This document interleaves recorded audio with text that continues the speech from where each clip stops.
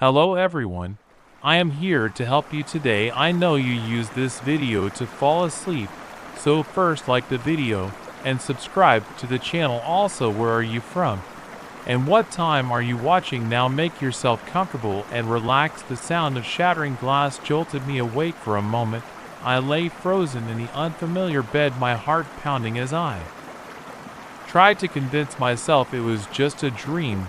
But then I heard it again, a soft thud followed by the creak of floorboards overhead. Someone was in the house. I'd only been babysitting for the Johnsons for a few hours. They'd seemed like such a nice couple when they'd hired me last week, eager for a night out, while their two young kids slept peacefully. Upstairs now, as I lay in the dark guest room, I cursed myself for taking this job in a neighborhood I barely knew. My trembling fingers fumbled for my phone on the nightstand. The screen's harsh glow made me squint as I pulled up the number for emergency services. Just as I was about to hit call, I hesitated. What if it was nothing? What if Mr. Johnson had forgotten something and come back? I'd feel like an idiot if I called the police over nothing. Swallowing hard, I swung my legs over the side of the bed. The hard hardwood floor was cold against my bare feet. As I crept towards the door, I pressed my ear against the smooth wood, straining to hear any sound from the hallway beyond. Nothing. Maybe I had imagined it. After all, I was just about to breathe a sigh of relief when I heard it, the unmistakable sound of a door slowly creaking open upstairs. My blood ran cold. The kids' rooms were up there. Without thinking, I yanked open the guest room door and darted into the hall highway. The house was pitch black, but I'd done a thorough tour earlier in the evening. I knew the stairs were just to my right. I took them two at a time, my hand sliding along the smooth banister. As I ascended at the top, I paused, listening intently. The silence was oppressive, broken only by the rapid thrumming of my own pulse in my ears. "Hello," I called out softly, my voice barely above a whisper. "Mr. John, is that you?" No response. I inched down the hallway, squinting in the darkness. The first door on my left was open. Little Sarah's room. I distinctly remembered closing it after tucking her in hours ago. Steeling myself, I peeked inside. Moonlight filtered through the gauzy curtains, illuminating Sarah's small form huddled under her pink comforter. She appeared to be sleeping peacefully, her chest rising and falling in a steady rhythm. I was about to turn away when something caught my eye. There on the far side of the room, a shadow seemed to move. My breath caught in my throat. I blinked hard, willing my eyes to adjust to the gloom. Slowly the shadow took shape, a tall, broad-shouldered figure standing perfectly still in the corner. This was no child. This was no parent checking on their sleeping daughter. This was an intruder. I must have made a sound, a gasp, a whimper. I'm not sure, because suddenly the figure's head snapped towards me. In the dim light, I caught a glimpse of eyes glinting beneath a dark hood. Time seemed to stand still for a heartbeat. Then, with shocking speed, the figure lunged towards me. I didn't think, I just ran. I flew down the hallway, my bare feet slapping against the hardwood behind me. I could hear heavy footsteps in pursuit. I reached the stairs and practically threw myself down them, gripping the banister to keep from tumbling head over heels. My mind raced as I reached the first floor where I needed to go. The front door was locked. I checked it myself before settling in for the night. The kitchen, there had to be a knife or something I could use to defend myself. I veered left, sprinting through the living room. In my haste, my hip caught the corner of the coffee table. The pain exploded through my side, but adrenaline kept me moving. I burst into the kitchen, my eyes darting wildly around the room. There on the counter, a wooden block full of knives. I lunged for it, yanking out the largest one just as my pursuer appeared in the doorway. "Stay back," I screamed, brandishing the knife in front of me. "I've called the police. They're on their way." It was a lie, but I prayed he wouldn't call my bluff. The intruder paused, seemingly assessing the situation. In the faint light streaming through the kitchen window, I could make out more details. And probably in his 31s, wearing dark clothes and a ski mask that obscured most of his face. "Easy now," he said, his voice surprisingly calm. "No need for anyone to get hurt. Just give me what I want, and I'll be on my way." "What do you want?" I asked, hating how my voice trembled. He took a step closer, and I tightened my grip on the knife. "You know what I'm here for. Where do they keep the valuables?" I shook my head frantically. "I don't know. I'm just the babysitter. Please, just leave the kids or upstairs." "I know about the kids," he cut me off, his tone hardening. "And if you don't want anything to happen to them, you'll stop wasting my time and show me where the good stuff is." My blood ran cold at the threat. Sarah and little Tommy were sleeping peacefully upstairs, blissfully unaware of the danger. I had to protect them. "Okay," I said, lowering the knife slightly. "Okay, I'll show you. Just don't hurt anyone." The intruder nodded, gesturing for me to lead the way. With shaking legs, I moved towards the hallway, my mind racing. I had no idea where the Johnsons kept their valuables, if they even had any. I was just buying time, hoping against hope that anyone would realize something was wrong and come to our rescue. As we reached the foot of the stairs, an idea struck me. It was risky, but it was the only plan I had. "It's up here," I said, starting to climb in the master bedroom. I could feel the intruder close behind me. As we ascended, my heart was pounding so hard, I was sure he must be able to hear it. As we reached the top of the stairs, I paused, pretending to get my bearings. "Which way?" he growled, impatient. I pointed to the door at the end of the hall, the master bedroom. As he started to move past me, I acted with all my strength. I shoved him, caught off guard. He stumbled, his foot catching on the area rug. For a moment, he teetered at the edge of the top step. Then, with a look of surprise that would have been comical under different circumstances, he fell backward. I watched in horror as he tumbled down the stairs, a series of thuds and grunts marking his descent. When he finally came to rest at the bottom, he didn't move for a long moment. I stood frozen, unable to believe what had just happened. Then the reality of the situation came crashing down on me. I had to act fast. I rushed down the stairs, carefully stepping over the prone figure of the intruder. My hands were shaking so badly I could barely grip my phone, but somehow I managed to dial 911. 911, "What's your emergency? Please help," I gasped. "There's been a break-in. I'm babysitting, and a man broke into the house. He fell down the stairs.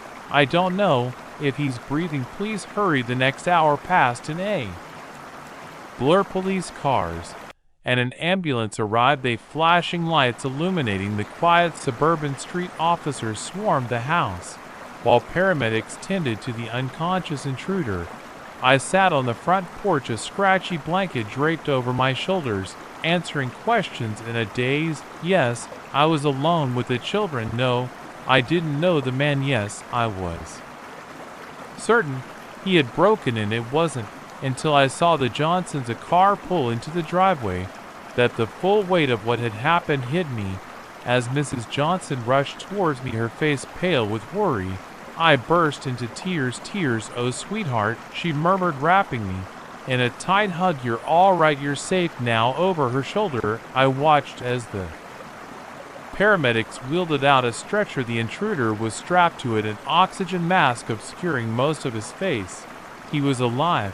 Then the realization brought a mix of relief and renewed fear. "The children," I managed to choke out between sobs. "Are they fine?" Mr. Johnson assured me, having just come from checking on them. "They slept through the whole thing, thanks to you." As the adrenaline began to fade, exhaustion set in. The Johnson insisted on driving me home, profuse in their gratitude and concern. Before I left, a kindly police officer informed me that the intruder was a known burglar wanted for a string of break-ins in the area. Thanks to me, he would be off the streets for a long time. I should have felt proud, relieved, maybe even a little heroic. Instead, as I climbed into bed in my own room, all I felt was a bone-deep weariness and lingering fear. Every creak of the house, every rustle of leaves outside my window made me flinch. I knew, with a certainty that settled heavy in my gut, that it would be a long time before I felt truly safe again. Shadows in the corners of my room seemed darker, more menacing, missing. And as I finally drifted off into an uneasy sleep, one thought echoed in my mind: sometimes the monsters in the dark are all too real. The crack of a distant gunshot froze me in my tracks in the dense, misty forest of the Pacific Northwest. That sound didn't long my solo hiking trip. Meant to be a peaceful escape into nature had just taken a sinister turn. I stood motionless, my breath caught in my throat, straining my ears for any follow-up sounds. The forest had gone eerily quiet, as if all the wildlife since the intrusion to my heart pounded against my ribs, each beat echoing in the stillness. After what felt like an eternity, I heard voices, gruff, angry voices, too far away to make out words, but close enough to send a chill down my spine.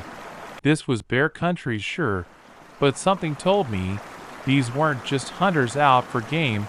I shouldered my backpack, its familiar weight oddly comforting, and crept forward. The sensible part of my brain screamed at me to turn back, to get as far away from those voices as possible, but curiosity, that damn human trait, propelled me forward. The mist clung to the moss-covered trees, limiting visibility and muffling sound. I picked my way carefully over gnarled roots and damp leaves, thankful for the soft soles of aim for the head. "You idiot," a man growled. "Now we've got a wounded man on our hands. It's not my fault," another voice protested. "The damn thing moved at the last second. I crouched down behind a massive fallen tree trunk, its rotting trunk providing perfect cover.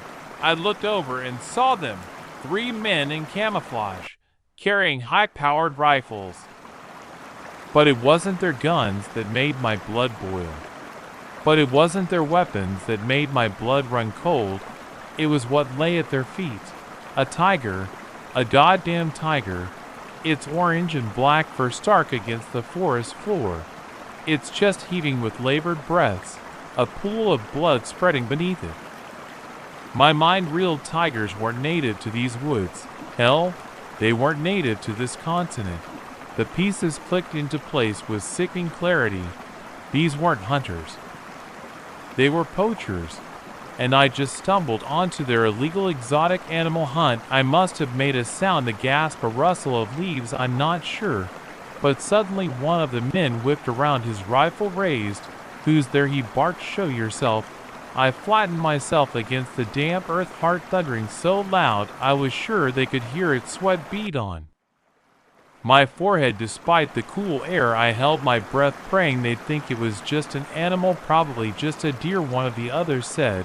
After a moment, "Come on, we need to finish this and get out of here." I heard the sickening sound of a knife being unshed, squeezing my eyes shut. I tried to block out the tiger's final pitiful growl when I opened them. Again, the poachers were dragging the carcass away, leaving a trail of blood in their wake. I waited until their voices faded before I dared to move. My legs shook as I stood, adrenaline coursing through my veins. I needed to get out of here, to alert the authorities. But as I turned to retrace my steps, a twig snapped behind me. Well, what do we have here? I spun around to find myself face to face with a fourth poacher, his rifle aimed squarely at my chest, his weathered face split into a yellow grin. "Looks like we got ourselves a little spy boy," he called out. The other 3 materialized from the mist, their expressions a mix of anger and cruel amusement. I raised my hand slowly, my mouth dry as sawdust. I didn't see anything," I stammered. "I'm just a hiker. I got lost." The leader, a burro man with a scar running down his cheek, stepped forward. "Oh, I think you saw plenty," he growled. "Question is, what are we going to do about it?" The others muttered among themselves, casting sideways glances at me. I caught fragments of their debate whether to kill me outright or use me for something else. My mind raced, searching for a way out of this nightmare. "Look," I said, fighting to keep my voice steady, "I don't want any trouble. Just let me go, and I swear I won't say a word to anyone." The scarred man laughed, a harsh sound that echoed through the trees. "Oh, we know you won't say a word because you're coming with us." Before I could react, two of them grabbed my arms, their grips like iron vices. They dragged me deeper into the forest, away from the trail, away from any hope of rescue. As we walked, the leader explained our operation with a sickening pride. They captured exotic animals from zoos and private collections, brought them to these remote woods, and sold hunts to wealthy clients who wanted to bag rare trophies.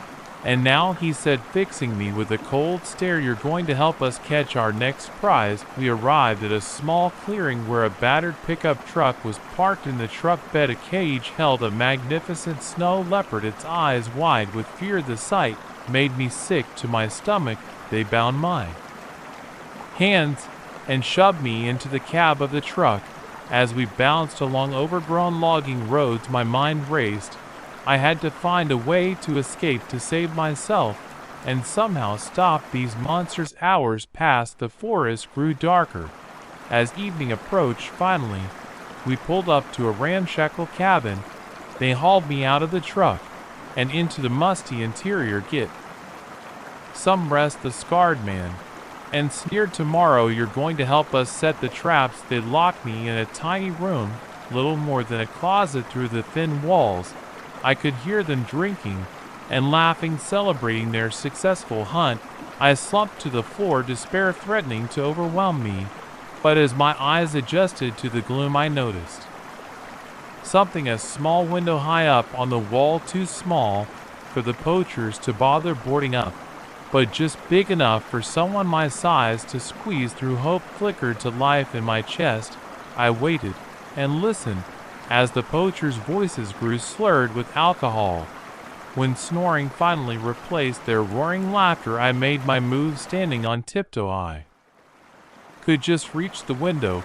It took all my strength to pry it open, wincing at each stream of the old wood. Finally it gave way. I pulled myself up, muscles strained, as I saw the poachers' eyes roll back into their heads. I looked up and saw the poachers' eyes roll back into their heads. I looked up and saw the poachers' eyes roll back into their heads. I waited and listened as the poachers' voices grew slurred with alcohol.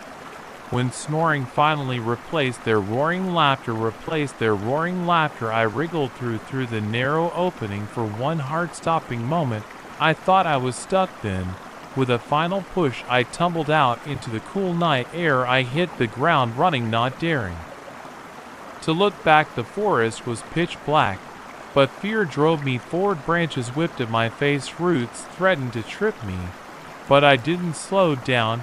I had no idea which direction I was going. My only goal was to put as much distance between myself and those monsters as possible. The snow leopards frightened us, eyes haunted me, spurring me on. When my legs felt ready to give out, as the first hints of dawn lightened the sky, I finally allowed myself to stop, collapsing against a tree. I gulped in air, my lungs burning in the growing light. I tried to get my bearings. That's when I heard it, the faint sound of rushing water, a river. If I could find it, I could follow it downstream. Rivers meant civilization.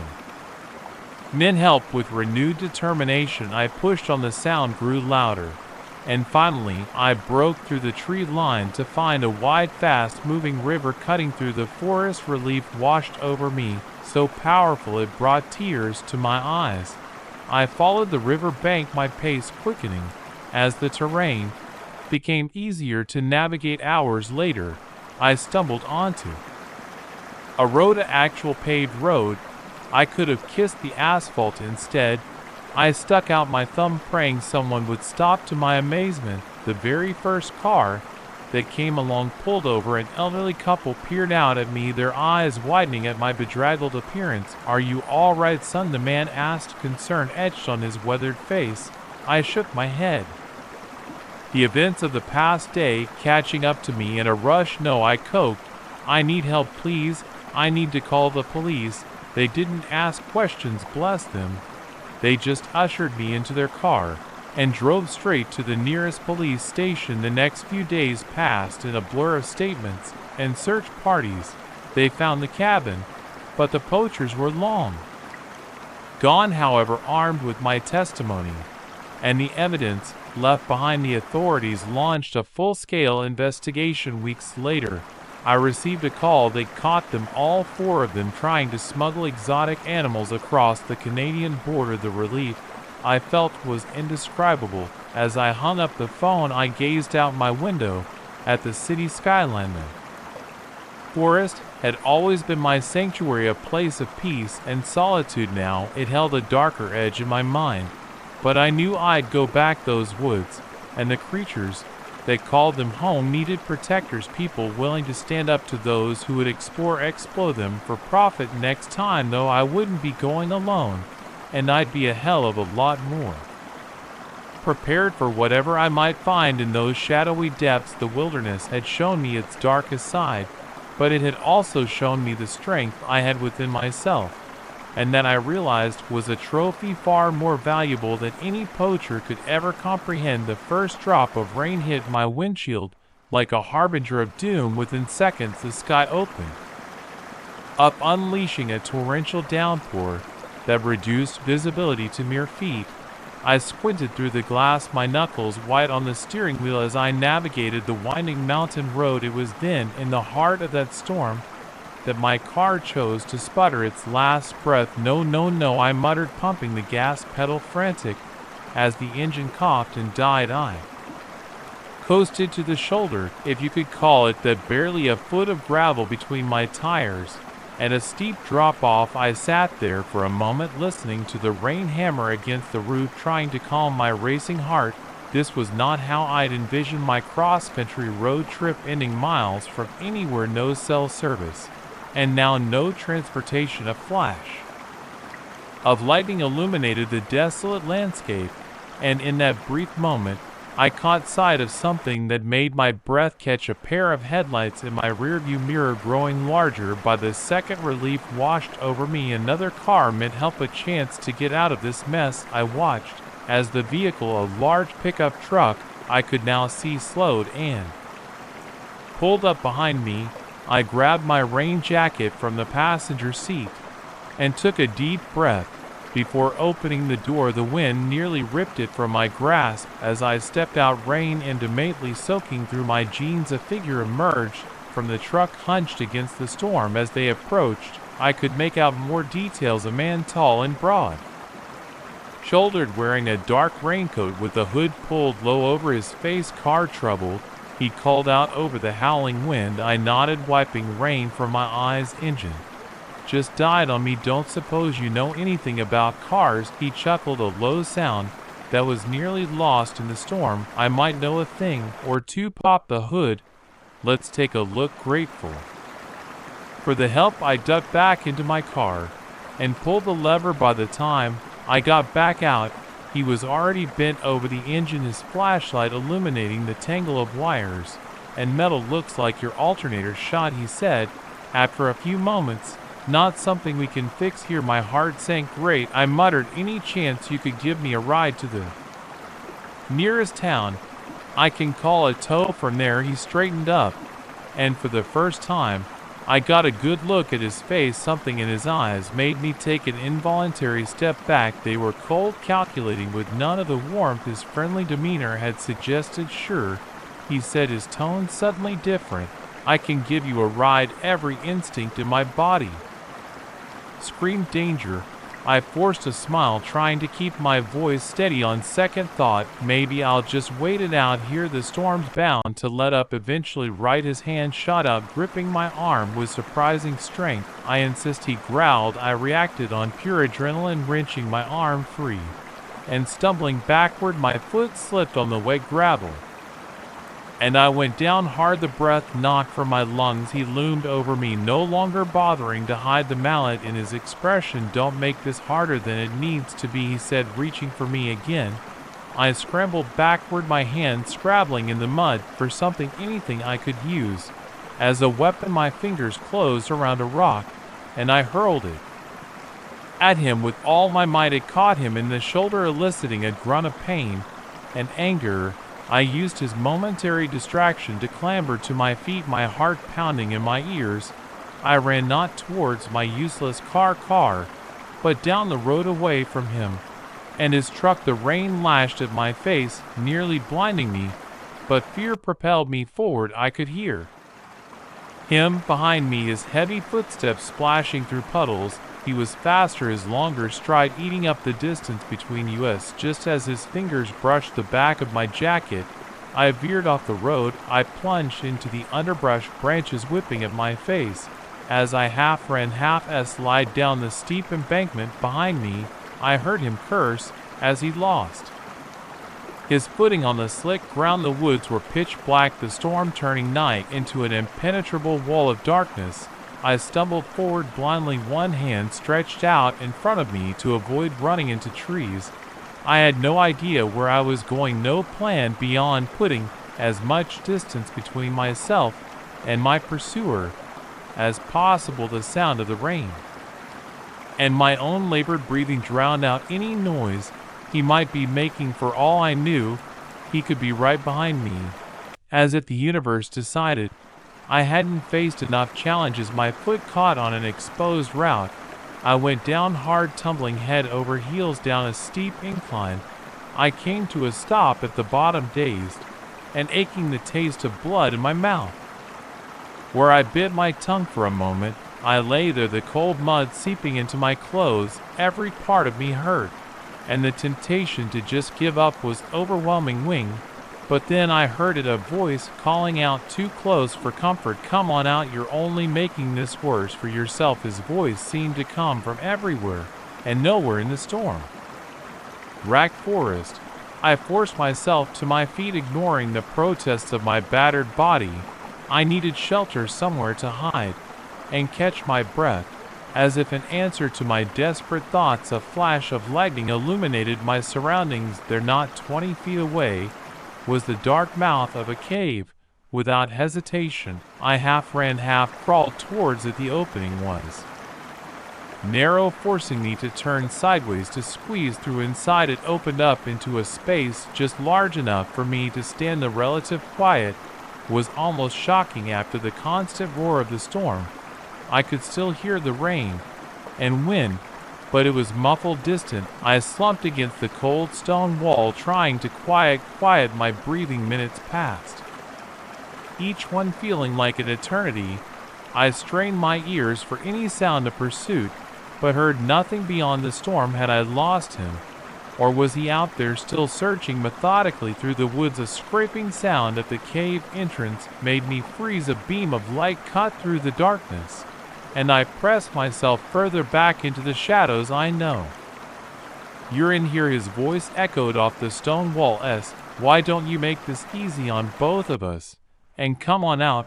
I held my breath, my mind racing. There was nowhere to run, nowhere to hide.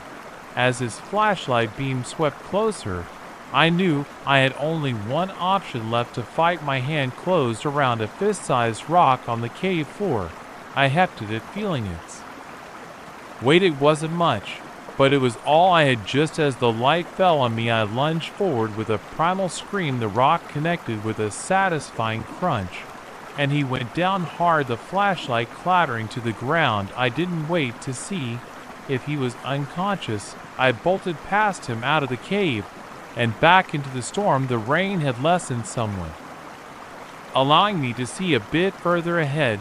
I ran without direction, driven by pure survival instinct. The trees began to thin out, and suddenly I burst out onto a rope road. Not the same mountain road I'd broken down on. This one was wider, better maintained. In the distance, I saw something that made my heart leap. Headlights, not just one pair but several. A convoy of vehicles was approaching. I waved my arms frantically, praying they would see me. The lead vehicle, a police cruiser, I now saw slowed to a stop. An officer stepped out, his hand on his holster as he approached me cautiously.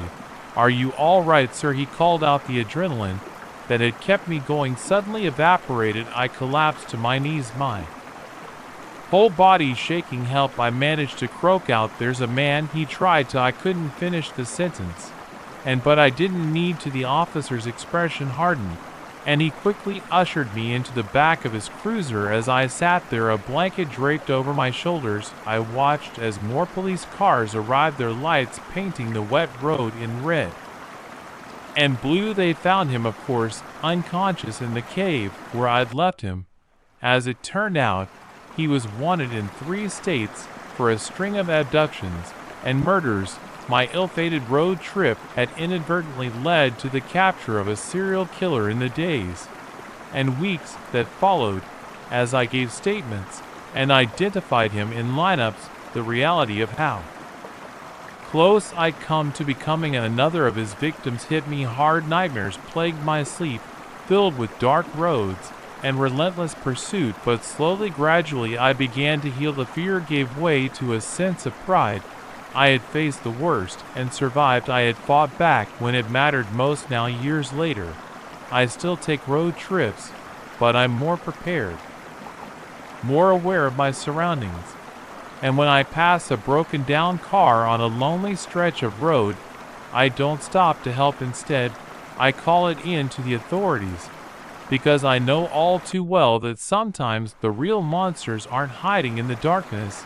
They're the ones offering a helping hand on a stormy night. The cabin was supposed to be my sanctuary, a place to escape the chaos of city life and find inspiration for my next novel. Instead, it became my prison, with danger lurking just beyond the tree line. I never imagined that a peaceful getaway could turn into a fight for survival. But as I huddled in the dark listening to the footsteps circling outside, I realized how quickly paradise can become a nightmare. It all started 3 days ago. I'd rented this quaint little cabin nestled in the woods miles from the nearest town. The isolation was exactly what I needed to break through my writer's block. No distractions, no obligations, just me and my laptop, surrounded by nature. The first 2 days were blissful. I'd wake up to bird songs, spend my mornings writing on the porch, and take long walks in the afternoon. The words flowed easily, hear my characters coming to life in ways they never had. Back in my cramped apartment on the 3rd day, things changed. I was deep in a writing session when movement caught my eye. I glanced up, expecting to see a deer or maybe a raccoon. Instead, I locked eyes with a man standing at the edge of the clearing. He was too far away to make out clearly, but something about his posture set me on edge. I raised a hand in greeting, figuring he must be a hiker who'd wandered off the trail. He didn't wave back, he just stood there staring. After a long, uncomfortable moment, he turned and melted back into the trees.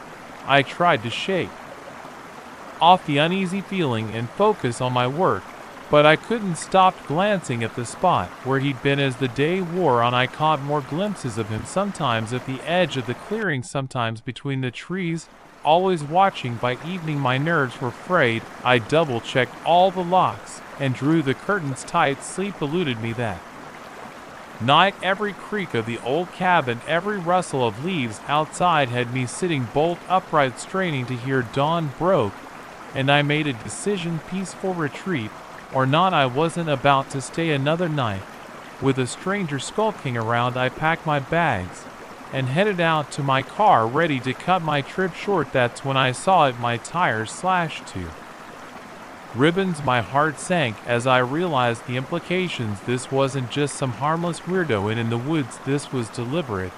I was being hunted. I ran back inside, slamming the door and turning the deadbolt. My mind raced. The cabin had no landline, and my cell phone showed no bars, not unusual for such a remote location, but now it felt like a death sentence. I paced the small living room, trying to think. I had enough food for a few more days, but what then? Would someone come looking for me when I didn't check out on time? Or would my stalker make his move before then? A knock at the door nearly stopped my heart. Hello, a man's voice called out. Is anyone home? My car broke down up the road. I could use some help. Every instinct screamed at me not to answer. I stayed silent, barely breathing, praying he'd go away. I can see you in there, the voice continued, a hard edge creeping in. Why don't you open up so we can have a nice chat? I backed away from the door, looking for a weapon, anything I could use to defend myself. My eyes fell on the fireplace poker. I grabbed it, the iron cold and heavy in my sweating palms. The man outside began to pound on the door, all pretense of friendliness gone. "Open this goddamn door," he roared. I ran to the bedroom, shoving a dresser in front of the door. The window was small, but it was my only chance. I could hear wood splintering in the living room. The front door wouldn't hold much longer. With trembling hands, I worked to pry the window open. It was stuck, probably from years of disuse. I glanced over my shoulder, hearing heavy footsteps approaching the bedroom. In desperation, I swung the poker at the glass. It shattered with a crash that seemed to echo through the woods. I knocked away the remaining shards and hauled myself through the opening, ignoring the cuts on my hands and arms. I hit the ground running, not daring to look back. The trees whipped past me as I sprinted deeper into the forest, branches scratching my face and pulling at my clothes. I could hear him crashing through the underbrush behind me, gaining ground with every step. My lungs burned in. My legs felt like lead, but terror kept me moving. I had no plan, no destination in mind. My only thought was to put as much distance between myself and my pursuer as possible. I don't know how long I ran. Time seemed to stretch and warp, minutes feeling like hours. Eventually, I couldn't go on. I stumbled to a stop, gasping for air, my legs trembling beneath me. The forest was quiet, too quiet. I couldn't hear him anymore, but that didn't mean he wasn't out there. I forced myself to keep moving, albeit at a slower pace. My eyes darted from tree to tree, every shadow seeming to hide a threat. As the adrenaline began to fade, the pain set in my feet. My muscles screamed in protest, and the cuts on my arms stung fiercely.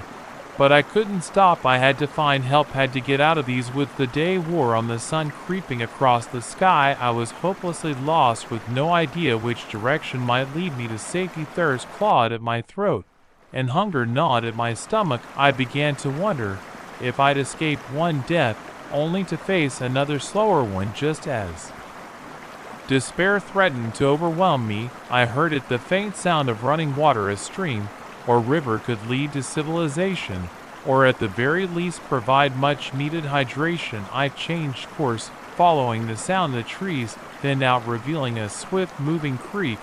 I fell to my knees at the bank, cupping the cold water in my hands and drinking greedily. As I sat back, wiping my mouth, something caught my eye, a glint of metal through the trees on the other side of the creek. My heart leaped. Could it be a car, a building? I stood ready to forge across the water when a twig snapped behind me. I whirled around to find him standing there, barely 10 feet away. He was younger than I'd expected, maybe in his early 30s, with a scraggly beard and wild eyes. In his hand, he clutched a wicked-looking hunting knife. "End of the line," he said, a cruel smile twisting his features. "You've led me on quite a chase." I backed away, my feet slipping on the muddy bank. "Why are you doing this?"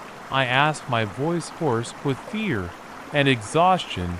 He shrugged, twirling the knife casually. "Why does anyone do anything? Because I can, because it's fun." He took a step closer. "Because girls like you make it so easy coming out here all alone." I glanced at the creek behind me. It was my only chance, but the current looked strong. Could I make it across before he caught me? As if reading my mind, he lunged forward. I didn't think I just moved. I threw myself into the icy water, the shock of it nearly taking my breath away. The current grabbed me, immediately spinning me around and dragging me downstream. I could hear him shouting, but the roar of the water drowned out his words. I fought to keep my head above water, gasping for air whenever I could. Rocks battered my body as I was swept along, each impact sending jolts of pain through me. Just when I thought I couldn't hold on any longer, my feet struck bottom.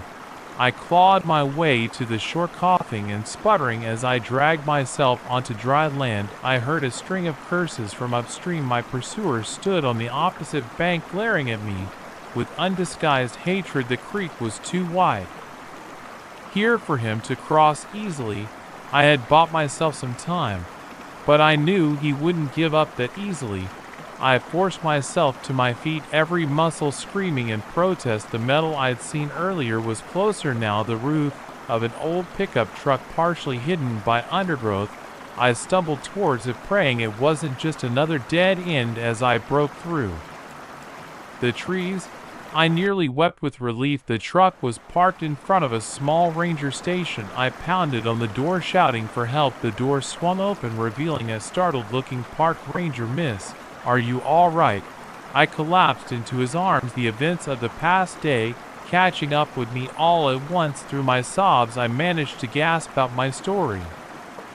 The ranger ushered me inside, locking the door behind us before radioing for backup.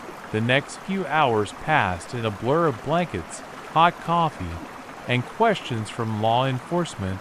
They caught my attacker trying to cross the creek downstream.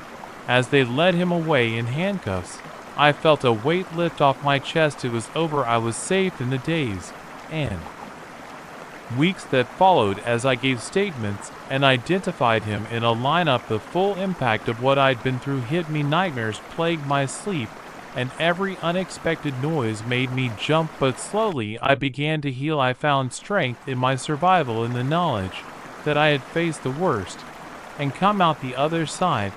I finished my novel, pouring my experiences into the pages. It became a bestseller, praised for its raw, authentic portrayal of fear and resilience. I still love nature, still seek out quiet places to write. But now I go prepared. I carry a satellite phone. I let people know my plans. And I trust my instincts, because I learned the hard way that sometimes the most dangerous predators aren't the ones with claws and fangs, but the ones that walk on two legs and hide behind a human face. The moment I heard the muffled thud echoing through the empty mall, I knew this night shift was about to become anything but ordinary. As the lone security guard patrolling the vast, darkened corridors, I was used to the occasional strange noise. The settling of the building, the hum of machinery, the skittering of a stray rodent. But this was different. This was human. I had been working at Westfield Mall for just over 6 months, and the night shift had become a comfortable routine. Clock in at 10 p.m. or make my rounds, watch the security cameras clock out at 6 a.m. Rinse and repeat. It wasn't exciting work, but it paid the bills, and I enjoyed the solitude. Tonight started like any other. I arrived as the last of the cleaning crew was leaving, exchanging nods with Maria, the head custodian, as she hurried out to catch her bus. I made my first round, checking that all the stores were properly locked up, no mannequins had to over. It happens more often than you think, and no teens had managed to hide out for an after-hours adventure. Everything seemed normal. The massive atrium was eerily quiet, the fountain shut off for the night, leaving only the soft glow of emergency lighting to illuminate the space. I just settled into the security office, a cramped room filled with monitors showing feeds from the mall's numerous cameras. When I heard it at first, I thought I'd imagined it. I muted the small TV I usually kept on for background noise and listened intently for a long moment. There was nothing but silence. Then there it was again, a dull thud followed by what sounded like hushed voices. My heart rate picked up as I scanned the monitors, looking for any sign of movement. The mall had over 100 cameras, but they didn't cover every nook and cranny. Whatever I'd heard must be happening in one of the blind spots. I grabbed my flashlight and radio, double-checking that the panic button on my belt was easily accessible. As much as I hoped this was nothing, years of experience had taught me to always be prepared for the worst. The sound seemed to be coming from the east wing near the high-end jewelry stores. I moved quietly, my footsteps muffled by the carpeted walkway. As I got closer, the voices became clearer. 2, maybe 3 people speaking in urgent, hushed tones. I rounded the corner and froze there about 50 feet ahead were 3 figures dressed all in black, huddled around the entrance to Cartier. One was fiddling with the lock, while the others kept watch. My mouth went dry. This wasn't a couple of punk kids looking to cause mischief. These were professionals, and they were armed. I could see the outline of a gun holstered at one man's hip. I retreated behind them, corner, my mind racing. I needed to call this in, but I knew that even if I radioed for backup now, it would take the police at least 10 minutes to arrive. By then, the thieves could be long gone. Taking a deep breath, I made a decision. I couldn't stop them, but I could slow them down and gather evidence. I unclipped the radio from my belt and turned it off. The last thing I needed was for it to crackle to life. At the wrong moment, moving as quietly as I could, I crept closer, using the large planters and bench for cover. I pulled out my phone and started recording, making sure to capture clear shots of their faces. When they turned, the lock finally gave way with a soft click, and the three men slipped inside the store. I edged closer to the entrance, straining to hear what was happening inside. The sound of breaking glass made me wince. They were smashing the display cases. I knew I was taking a huge risk, but I needed to see more. I peered around the door frame, my phone held out in front of me. The sight inside made my blood run cold. The three men were methodically emptying the cases, stuffing watches and jewelry into duffel bags. But it was the fourth figure that caught my attention. As security guard Jerry, who worked the evening shift, was lying motionless on the floor, a pool of blood spreading beneath his head. I must have made a sound to gasp a step back, I'm not sure, but suddenly one of the men looked up and locked eyes with me. For a split second, we both froze, then everything happened at once. "We got company," he shouted, reaching for his gun. I didn't think, I just ran. I could hear them behind me, their heavy footsteps echoing through the empty mall. I sprinted down the corridor, my heart pounding in my ears. I needed to find a place to hide to buy some time until help could arrive. I ducked into a service corridor, fumbling with my radio. As I ran, I switched it on and pressed the panic button, praying that it would alert the police. I didn't dare speak into it, afraid my voice would give away my position. The corridor led to the food court. I burst through the doors and immediately stood behind the counter of a closed pizza place. I could hear the men entering the food court, their voices low and threatening. Come out, wherever you are," one of them called, his tone mockingly sing-song. "We just want to talk." I held my breath, trying to make myself as small as possible. My phone was still clutched in my hand, the video still recording. If nothing else, I thought at least there would be evidence of what happened here tonight. A crash made me jump. They were overturning tables, methodically searching the area. It was only a matter of time before they found me. I needed a plan. My eyes darted around, looking for anything I could use as a weapon. They landed on the fire extinguisher mounted on the wall behind the counter. It wasn't much, but it was better than nothing. I reached for it, wincing at the slight scrape of metal on metal. As I unhooked it from its bracket, the footsteps were getting closer. I gripped the extinguisher tightly, my palms slick with sweat. Just as a shadow fell across the counter, I sprang into action. I leapt up, spraying the phone directly into the face of the nearest thief. He stumbled back, cursing and clawing at his eyes. I vaulted over the counter and ran, not daring to look back. I could hear shouts and the sound of pursuit, but the element of surprise had given me a head start.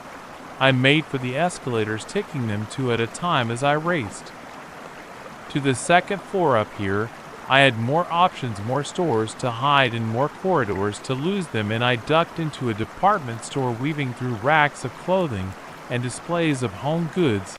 I could hear them spreading out, searching for me. I needed to find a way out, or at least a secure place to hole up until help arrived. That's when I remembered the security shutters. Every store had them, heavy metal grates that could be lowered to seal off the entrance. If I could get to the control panel, I made my way to the store's main entrance, my eyes scanning for the panel there, half hidden behind a rack of clearance items. I rushed over, my fingers flying over the keypad as I input the code. With a grinding noise that seemed impossibly loud in the tense silence, the shutter began to lower. I ducked underneath it just as I heard shouts of alarm from the thieves. They'd realized what I was doing, but it was too late. The shutter slammed shut with a resounding clang, sealing me in. And them out, I backed away from the entrance, my breath coming in ragged gasps. I could hear them on the other side arguing about what to do next, but their voices were drowned out by a new sound, sirens growing louder by the second. The relief that flooded through me was so intense it made my knees weak. I sank to the floor, my back against a display case, as the reality of what had just happened washed over me. Minutes later, I heard the sound of breaking glass, followed by authoritative shouts of police. Freeze. The next hour passed in a blur of questions and statements. As I recounted my ordeal to the officers, they caught all 3 men, thanks in large part to the video I'd managed to capture. Jerry, the other security guard, was rushed to the hospital. He survived, the paramedics assured me, thanks to my quick action and calling for help. As dawn broke, painting the sky in shades of pink and gold, I finally left the mall. The events of the night replayed in my mind, each moment of terror and triumph etched into my memory. I knew that going back to work would be hard. The mall would never feel quite the same. The long dark corridors now holding shadows of a different kind, but I also knew that I'd face those shadows head on, because tonight I'd learned something about myself. When faced with danger, I didn't freeze or flee, I fought. And that knowledge was more valuable than anything those thieves could have stolen.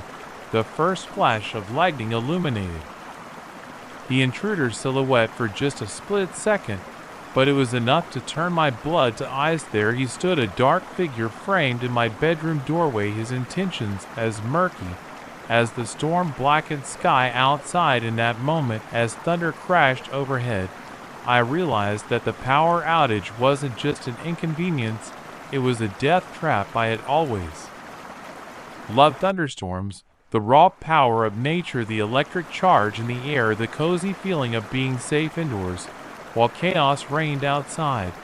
When the lights flickered and died earlier that evening, I hadn't been too concerned. I lit some candles, dug out my emergency radio, and settled in, with a good book, figuring the power would be back on by morning.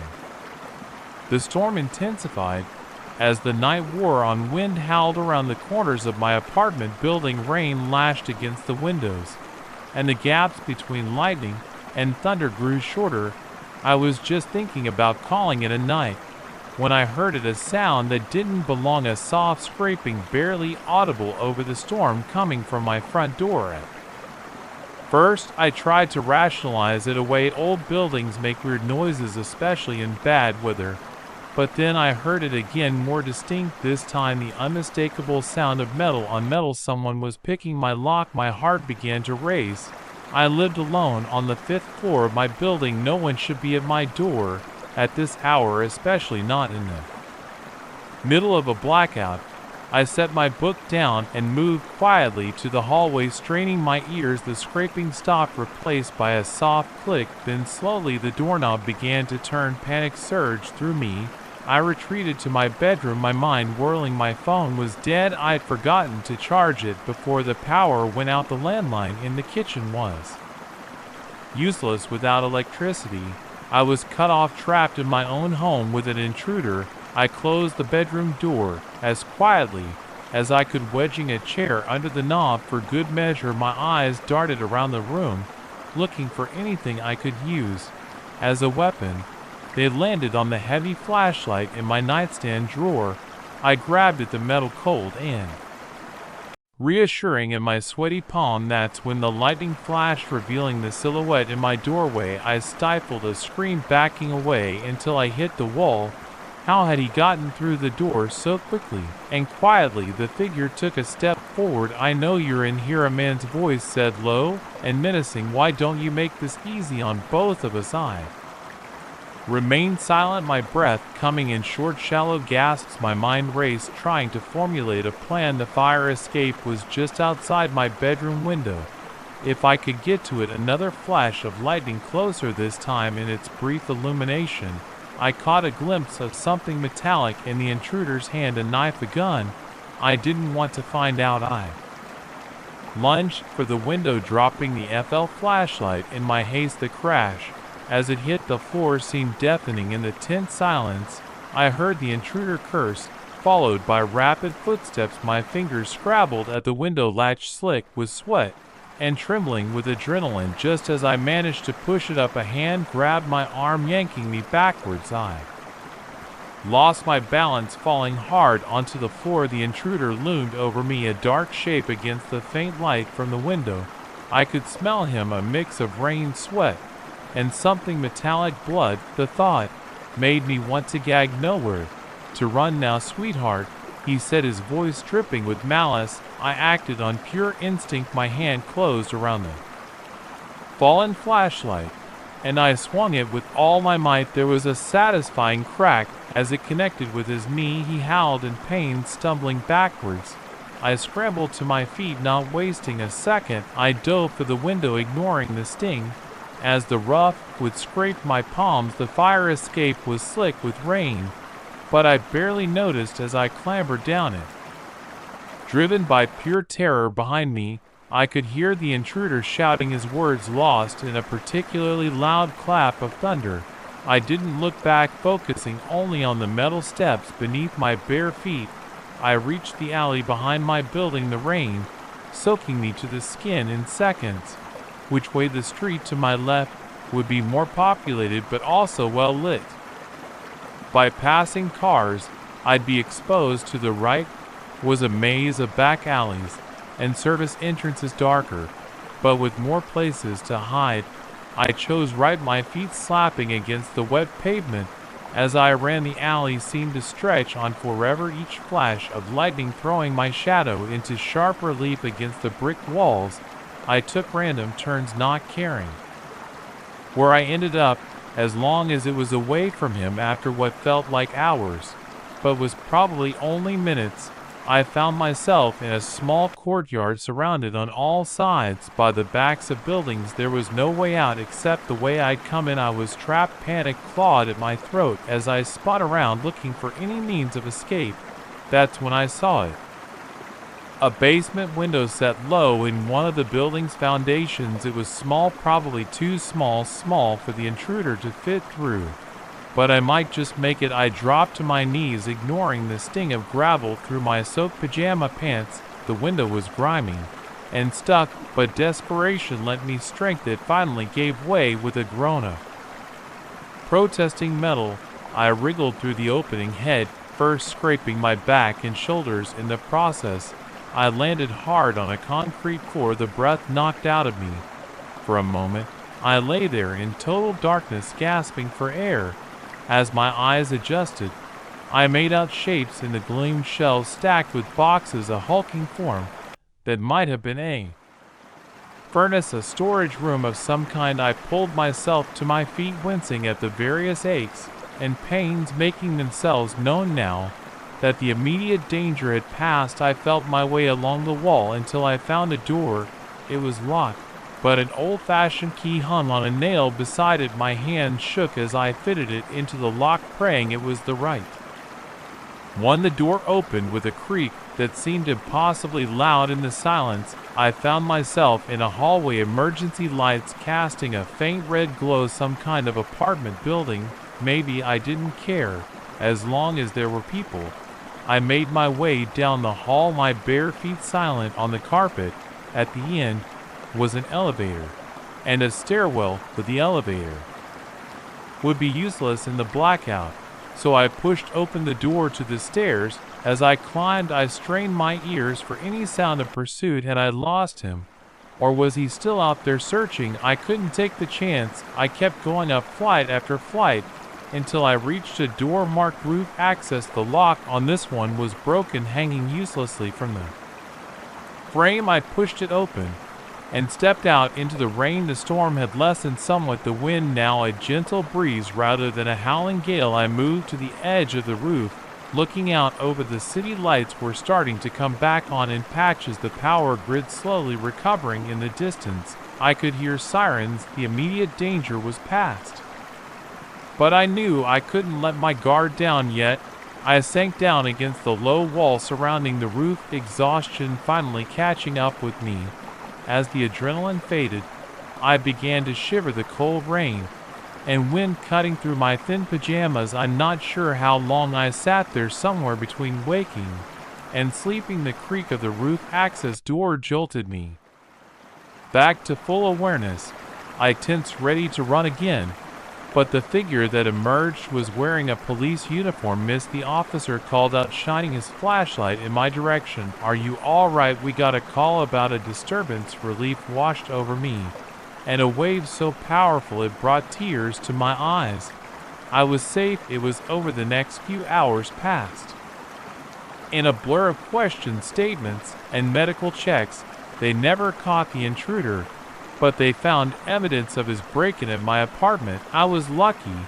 They said so many things could have gone wrong. As dawn broke, painting the sky in shades of pink and gold, I stood at the window of my friend's apartment, where I'd be staying for a while. The storm had passed, leaving the city washed clean, but I knew that the real storm, the one in my mind, was just beginning. I had survived, yes, but I also knew that I would never again feel truly safe in the dark. The power would come back on, but some lights once extinguished are not so easily relit. Yet, as I watched the sun rise on a new day, I made a promise to myself. I would not let fear rule me. I would grow stronger from this, more resilient, because in those terrifying moments in the darkness, I had discovered a strength I never knew I possessed, and that I realized was a light that no storm could ever truly extinguish. The first time I saw it, I thought my eyes were playing tricks on me, a fleeting shadow at the edge of my vision gone when I turned to look. But as the sun dipped below the tree line, casting long shadows across the forest floor, I realized with growing horror that the thing stalking me through the wilderness was all too real. I'd always been an avid nature photographer, spending weekends and holidays trekking through remote areas in search of the perfect shot. This particular trip had taken me deep into the heart of the Pacific Northwest, to a stretch of old-growth forest that few humans had ever set foot in. The prospect of capturing images of truly untouched wilderness had been too tempting to resist. The first 2 days had been uneventful, if challenging. The terrain was rough, the undergrowth dense, and I had to constantly watch my step to avoid twisted ankles or worse.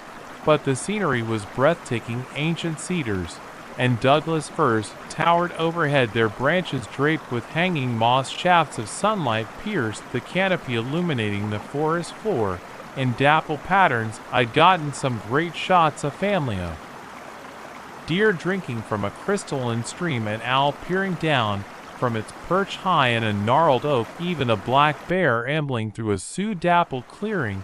As the second day drew to a close, I was feeling pretty pleased with myself. I made camp in a small clearing, setting up my tent and getting a fire going. As I sat there reviewing the day's photos on my camera, I had the strangest feeling of being watched. I glanced up, scanning the tree line, but saw nothing out of the ordinary. Still, the feeling persisted, raising the hairs on the back of my neck. I shrugged it off, chalking it up to an overactive imagination fueled by too many hours alone in the wilderness. I turned in early, eager to get an early start the next day. I woke before dawn, the forest still shrouded in pre-dawn gloom. As I emerged from my tent, a movement caught my eye. Something large darted between 2 trees at the edge of the clearing. My heart rate picked up. A bear, maybe, or a cougar. I reached for my camera, hoping to catch a glimpse of whatever it was, but as I raised the viewfinder to my eye, a chill ran down my spine. There, just visible in the dim light, was a shape that defied explanation. It was vaguely humanoid, but too tall, too thin, and its eyes 2 pinpricks of reflected light that seemed to bore right through me. I lowered the camera slowly, my mouth dry. The shape was gone, melted back into the shadows of the forest. I stood there for a long moment, my mind racing. What had I just seen? Part of me wanted to pack up right then and there, to hightail it back to civilization and never look back. But the other part, the part that had driven me to become a nature photographer in the first place was intrigued if this was some undiscovered species getting photographic evidence would be the find of a lifetime, so against my better judgment, I decided to press on. I broke camp quickly, my senses on high alert for any sign of movement in the surrounding forest. As I shouldered my backpack and set off, I couldn't shake the feeling that I was being followed throughout the morning. I caught fleeting glimpses of something, a flash of movement just out of sight, a shadow that seemed to move against the wind. Once I heard what sounded like heavy breathing unnervingly close behind me. Each time I whirled around, camera at the ready, but I was never quite fast enough.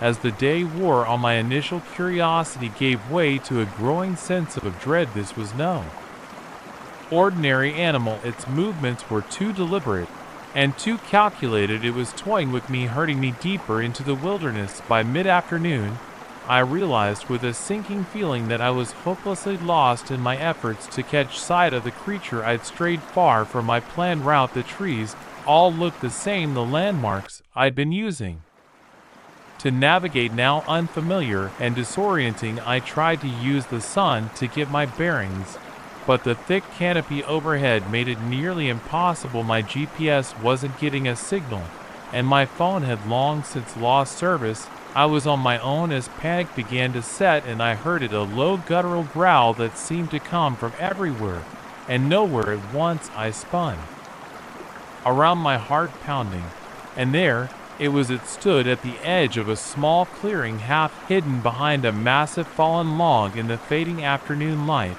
I could finally see it clearly. It was easily 8 foot tall, its body covered in a patchwork of fur and what looked like scales. Its arms were too long, hanging almost to the ground, ending in wickedly curved claws. But it was its face that would haunt my nightmares for years to come. It was almost human, but wrong in a way that made my skin crawl. The eyes were too large, too intelligent. The mouth was filled with row upon row of needle-sharp teeth. For a long moment we stared at each other.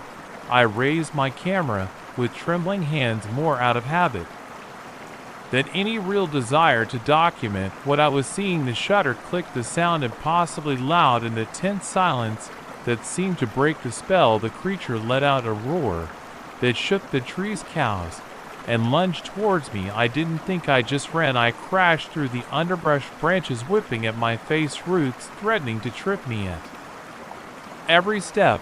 I could hear it behind me, moving with a speed that something that size shouldn't possess. My lungs burned, my legs ached, but terror drove me onward. I don't know how long I ran. Time seemed to stretch and warp, minutes feeling like hours. Eventually I burst out of the tree line and found myself at the edge of a steep ravine far below. I could hear the rush of water, a river hidden by the gathering dusk. I skid to a stop, nearly losing my balance. There was nowhere left to run. I turned my back to the drop-off and faced the forest. For a long moment there was nothing but the sound of my own ragged breathing and the distant rush of water. Then slowly it emerged from the trees. It moved with an unnatural grace, its eyes fixed on me with predatory intent. I knew with a certainty that chilled me to my core that this was it. This was how I was going to die. But as it drew closer, something unexpected happened. It hesitated, its gaze shifted from me to something behind me, and for the first time I saw something like fear in those alien eyes. I chanced to glance over my shoulder, and my breath caught in my throat. The sun had set, and in the gathering darkness strange lights danced over the water far below. They pulsed and swirled in patterns that hurt my eyes to look at directly. When I turned back, the creature was retreating, backing away into the forest with a weariness that bordered on terror. In moments, it was gone, swallowed up by the shadows between the trees. I stood there for a long time, my mind struggling to process what had just happened. As the adrenaline faded, exhaustion hit me like a physical blow. I sank to the ground, my back against a boulder, and must have passed out. I woke to the sound of helicopter rotors, a search and rescue team had been dispatched when I failed to check in at my designated time. As they lifted me into the chopper, I babbled about the creature that chased the strange lights over the river. They exchanged looks that clearly said they thought I was delirious from exposure and exhaustion. In the days that followed, as I recovered in a hospital bed, I began to doubt my own memories. Had it all been some kind of stress-induced hallucination? But then I remembered my camera. With shaking hands, I scrolled through the photos. Most were the usual wilderness shots, trees, streams, wildlife. But there, near the end, was a single image that made my blood run cold. Partially obscured by a tree trunk, but unmistakable, was the creature. Its eyes seemed to glow with an inner light, its mouth open in a silent snarl. I never showed that photo to anyone I knew. They wouldn't believe me, would say it was photoshopped or a man in a costume. But I know what I saw. I know what chased me through that ancient forest. I haven't been back to the woods since that day. My camera gathers dust on a shelf, the memory card with that fateful image locked away in a safe. But sometimes on dark nights, when the wind howls outside my window, I find myself drawn to the old hiking maps. My finger traces the contours of those remote mountains, and I wonder what else is out there hiding in the shadows of the wilderness.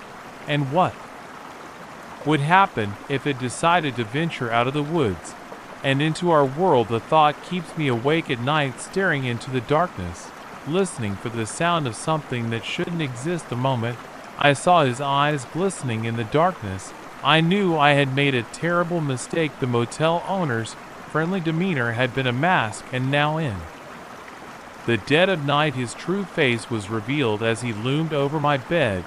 I realized with horrifying clarity that this remote pit stop wasn't just a place to rest, it was a trap. It had started innocently enough. I was on a cross-country road trip trying to clear my head after a messy breakup, the freedom of the open road, the constantly changing scenery. It was exactly what I needed to reset and refocus. I'd been driving for hours, the sun long since set, when I saw the neon vacancy sign glowing like a beacon in the darkness. Pine Grove Motel wasn't much to look at, a single-story building with peeling paint and a gravel parking lot. But at that point, I was so exhausted, I would have settled for a bar. And I pulled in the gravel, crunching under my tires, and made my way to the office. The bell above the door jingled as I entered, and a man emerged from the back room. He was older, probably in his 60s, with thinning gray hair and a paunch that spoke of too many beers and TV dinners. But his smile was warm, and his eyes crinkled at the corners in a way that immediately put me at ease. "Welcome to Pine Grove," he said, his voice growly but kind. "What can I do for you? Just need a room for the night," I replied, stifling a yawn. "Nothing fancy," he nodded, reaching for a key hanging on the wall behind him. "Room 7's all yours. It's quiet, away from the road. You'll sleep like a baby." I thanked him, paid in cash. The credit card machine was on the fritz, and headed to my room. It was basic but clean, a double bed with a faded floral comforter, a small TV that probably still had rabbit ears, and a bathroom that had seen better days but appeared hygienic. I was too tired to do much more than kick off my shoes and fall into bed. I must have been out as soon as my head hit the pillow. I'm not sure what woke me. Maybe it was a sound, or just that sixth sense that tells you something's not right. But suddenly, I was wide awake, my heart pounding for reasons I couldn't immediately identify. The room was pitch black. I reached for my phone on the nightstand, but my fingers met empty air. That's when I remembered I'd left it charging in the car. Cursing my own forgetfulness, I fumbled for the lamp switch. Nothing happened. The power must be out. That's when I heard it, the soft creak of floorboards somewhere in the room. I froze, hardly daring to breathe. It could be the building settling, I told myself. Old places like this often made strange noises at night. But then I saw Them two pinpricks of light in the darkness, at about the height of a standing person, eyes reflecting what little ambient light there was in the room. Someone was in here with me. I opened my mouth to scream, but a hand clamped down over it before I could make a sound. The eyes drew closer, and I could make out the motel owner's face. His friendly expression replaced by something cold and predatory. He said, his voice barely above a whisper, "There's no need for all this fuss. Just relax, and this will all be over soon." Panic swept through me as I struggled to free myself, but he was surprisingly strong for his age. With his free hand, he reached for something on the bedside table. A syringe. I realized with growing horror at that moment. Survival instinct took over. I bit down hard on the hand covering my mouth. He yelped in pain and surprise. His grip loosened just enough for me to get free. I rolled onto the side of the bed and put it between us. He growled, the pretense of kindness gone. "You're just making it worse. You're just making it worse." In pain and surprise, his grip loosened just enough for me to wriggle free. I rolled off the other side of the bed and put him between us. "You little bastard," he snarled, all pretense of friendliness gone. "You're just making it harder on yourself." I groped in the dark for anything I could use as a weapon. My hand closed around something smooth and cylindrical, the base of the bedside lamp. I yanked it free from the wall and swung it with all my might. There was a satisfying crack as it connected with his head. He staggered back, cursing. I didn't wait. See if he'd stayed down. I bolted for the door, fumbling with the lock in the darkness. Just as I got it open, I felt his hand closing around my ankle. I went down hard, my chin connecting painfully with the door frame. The metallic taste of blood filled my mouth. "You're not going anywhere," he growled, trying to drag me back into the room. I kicked out blindly, my foot connecting with something soft. He let out a pain. With his grip loosening, I scrambled to my feet and ran them. Night air was cool on my skin as I burst out of the room. The parking lot was empty save for my car and what I assumed was the owner's beaten-up pickup. I sprinted for my vehicle, praying I'd left it unlocked. The door handle gave way under my grip. Thank God for small mercies. I dove inside, slamming and locking the door just as the motel owner emerged from the room, limping but moving with terrifying speed. My hand shook as I tried to fit the key into the ignition. Come on, I muttered, glancing up to see him getting closer. The engine roared to life. Just as he reached the car, he pounded on the window, his face contorted with rage. "You can't leave," he shouted. "You're mine." I threw the car into reverse, the tires spitting gravel as I backed out of the parking space. He tried to hold onto the door handle but lost his grip as I accelerated. I didn't slow down until the motel's neon sign had long since faded from my rearview mirror. My heart was still racing, my breath coming in short gasps. What the hell had just happened? As the adrenaline began to fade, the pain set and my chin throbbed where I'd hit it on the door frame, and I could feel bruises forming where he grabbed me. But I was alive. I'd escaped. I drove through the night, not daring to stop until the sun began to peek over the horizon. I pulled into a busy truck stop, the sight of other people bringing tears of relief to my eyes. With shaking hands, I dug my phone out of the center console and dialed 911. The dispatcher listened patiently as I recounted my ordeal, assuring me that they'd send officers to investigate the motel immediately. In the days that followed, as I gave statements to detectives and identified the motel owner in a photo lineup, the full horror of what I narrowly escaped became clear. Pine Grove Motel had been the hunting ground for a serial killer for years. Women had been disappearing along that stretch of highway, but the cases had never been connected. They found evidence of other victims in a hidden cellar beneath the motel. The detectives told me I was lucky to have gotten away if I hadn't woken up when I did. It's been months since that night, but I still have nightmares in them. I'm back in that dark room, those eyes glinting as they draw closer and closer. I wake up gasping, drenched in sweat, reaching for a lamp that's not there.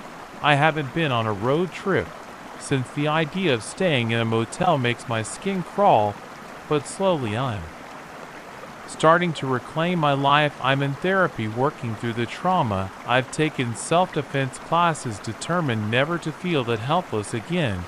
And sometimes on nights, when the memories threaten to overwhelm me, I remind myself of a simple truth. I survived that monster thought I'd be an easy target, another nameless victim added to his tally.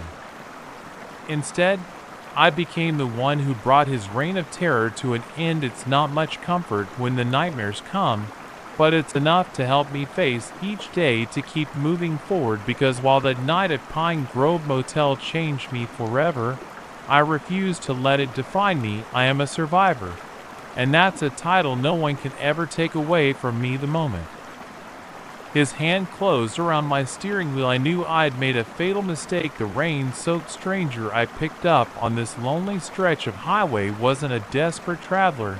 He was a predator, and I had just invited him into my car. I've always considered myself a good judge of character. It's a skill I pride myself on, one that served me well in my career as a traveling salesman. But on that stormy night, as I drove through the winding mountain roads of rural Colorado, my usually reliable instincts failed me spectacularly. The day had started normally enough. I had left Denver early, hoping to make it to Salt Lake City by nightfall. But as I climbed higher into the Rockies, the weather took a turn for the worse. What started as a light drizzle quickly became a downpour, sheets of rain reducing visibility to mere feet in front of my car. I probably should have pulled over, waited it out at one of the small towns I'd passed, but I had a meeting the next morning, one that could make or break my quarter, so I pressed on my knuckles, white on the steering wheel as I navigated the treacherous curves. That's when I saw him, a lone figure on the side of the road, thumb out, drenched to the bone. In the brief flash of my headlights, I caught a glimpse of his face, middle-aged, bearded, with an expression of desperate hope. As he saw my car approach, I hesitated for a moment. Picking up hitchhikers was risky, especially in weather like this, but the thought of leaving someone out in this storm didn't sit right with me. Besides, I reasoned, I was a big guy, I could handle myself. If things went south, I pulled over, the wet gravel crunching under my tires. The man ran up to the passenger side well, and I leaned over to unlock the door. Thank you, he said, as he climbed in, water dripping from his clothes onto my upholstery. I thought I was going to die out there. No problem, I replied, pulling back onto the road. Where you headed? Just up to the next town, he said, his voice barely audible over the pounding rain. My truck broke down a few miles back. Figured I'd try to find a mechanic, I nodded, keeping my eyes on the winding road ahead. Well, you're in luck. I think there's a place about 20 miles up. I can drop you there. Much appreciated, he said. Then after a pause, say, you wouldn't happen to have anything to drink, would you? I'm parched. Sure, I said, reaching for the water bottle in my cup holder. Here you go. As I held out the bottle, several things happened in quick succession. His hand shot out, not for the water, but for the steering wheel. At the same time, I felt something cold and hard press against my ribs. A gun. Keep driving, he growled, all pretense of gratitude gone from his voice. And don't try anything stupid. My mind raced, adrenaline surging through my veins. This couldn't be happening. Things like this didn't happen in real life, only in movies and crime novels. But the pressure of the gun barrel against my side was all too real. Look, I said, trying to keep my voice steady, if it's money you want, I've got cash. My wallet's in my jacket pocket. Just take it and go. He laughed, a harsh, humorless sound. Oh, I'll take your money, all right. But that's not all I'm after. My blood ran cold. What else could he want? The possibilities, each more terrifying than the last, flashed through my mind. Take the next right, he ordered, gesturing with the gun towards an approaching turnoff. I complied, guiding the car onto a narrow dirt road that wound deeper into the forest. The trees pressed in on either side, their branches scraping against the windows like skeletal fingers. Stop here, he said, After we traveled about a mile down the road, I brought the car to a halt. The engine idling, rain drummed on the roof, and in the distance thunder rolled ominously. "Now here's what's going to happen," he said, his tone eerily calm. "You're going to get out of the car nice and slow, then you're going to start walking into those woods. Don't look back, don't say a word, just walk, understand?" I nodded, my mouth too dry to speak. As I reached for the door handle, a plan began to form in my mind. It was risky, possibly suicidal, but it was the only chance I had. I'd opened the door slowly, the rush of cold, wet air making me shiver. As I started to step out, I pretended to stumble, letting my body fall back towards the steering wheel. In that split second of confusion, I made my move. I slammed my hand down on the horn, the sudden blare startling in the quiet forest. At the same time, I grabbed for the gun, trying to wrestle it away from him. We grappled in the confined space of the car, the horn blaring continuously. As my weight pressed against the steering wheel, the gun went off, the sound deafening in the enclosed space. I felt a searing pain in my left arm, but didn't let go. Somehow, in the chaos, my foot must have hit the gas pedal. The car lurched forward, tires spinning in the mud. Before finding purchase, we careened down the dirt road, bouncing wildly as I fought for control of both the vehicle and the gun. A sharp turn appeared ahead, the road dropping away into darkness beyond. In a split-second decision, I let go of the gun and grabbed the wheel with both hands, wrenching it to the side. The car fishtailed, sliding sideways in the mud. For a hard-stopping moment, I thought we were going over the edge, but then the tires found traction, and we spun to a stop mere inches from the precipice. The sudden halt threw my attacker against the passenger door, his head connected with the window with a sickening crack, and he slumped in his seat, the gun falling from his limp fingers. I didn't wait to see if he was conscious. I threw the car into reversing, backing away from the edge, then shifted into drive and sped back the way we come. My arm throbbed where the bullet had grazed me, but the adrenaline kept the worst of the pain at bay. As I reached the main road, I saw flashing lights in the distance. Someone must have heard the gunshot and called the police. I pulled over, my legs shaking so badly I could barely work the pedals. The next few hours passed in a blur of questions, statements, and medical treatment. The man in my car, it turned out, was wanted in 3 states for a string of violent carjackings. He preyed on good Samaritans, using the weather and remote locations to his advantage. As I sat in the back of an ambulance, a shock blanket draped over my shoulders, the full weight of what had happened began to sink in. I'd come face to face with true evil, stared death in the eye, and somehow made it out alive. The detective, taking my statement, paused, looking at me with a mix of admiration and concern. "You took one hell of a risk," he said. "Most people would have just given up the car." I nodded, wincing as the movement jostled my bandaged arm. "Honestly, I don't know what came over me. I couldn't let him win, couldn't let him hurt anyone else." The detective patted me on the shoulder. "Well, thanks to you, he won't be hurting anyone ever again. You're a hero, whether you feel like one or not." Hero, the word felt strange, ill-fitting. I didn't feel like a hero. I felt tired, sore, and more than a little traumatized. But as I watched them load my attacker into a police car, I felt something else too, a sense of pride of having faced the worst, come out the other side. In the days and weeks that followed, as I recovered and tried to process what had happened, I found myself reflecting on that night off in the rain, the gun, the terrifying moments when I thought it was all over. But mostly I thought about that split second when I decided to fight back. I'd always considered myself a cautious person, risk-averse to a fault. But when it mattered most, when my life was on the line, I found a well of courage I never knew I possessed. It was a revelation, one that changed how I saw myself and the world around me. Now, when I drive those lonely highways for work, I keep my doors locked, and I don't pick up hitchhikers. but I also drive with a newfound confidence, a certainty that whatever challenges life throws my way, I have the strength to face them head on, because on that stormy night in the mountains of Colorado, I didn't just survive, I triumphed. And that's a feeling no storm, no gun, no threat can ever take away from me. The acrid smell of chemicals burned my nostrils, a stark contrast to the crisp pine scent that had surrounded us moments ago. As I stared at the makeshift lab hidden in the woods, I realized our peaceful family camping trip had just become a fight for survival.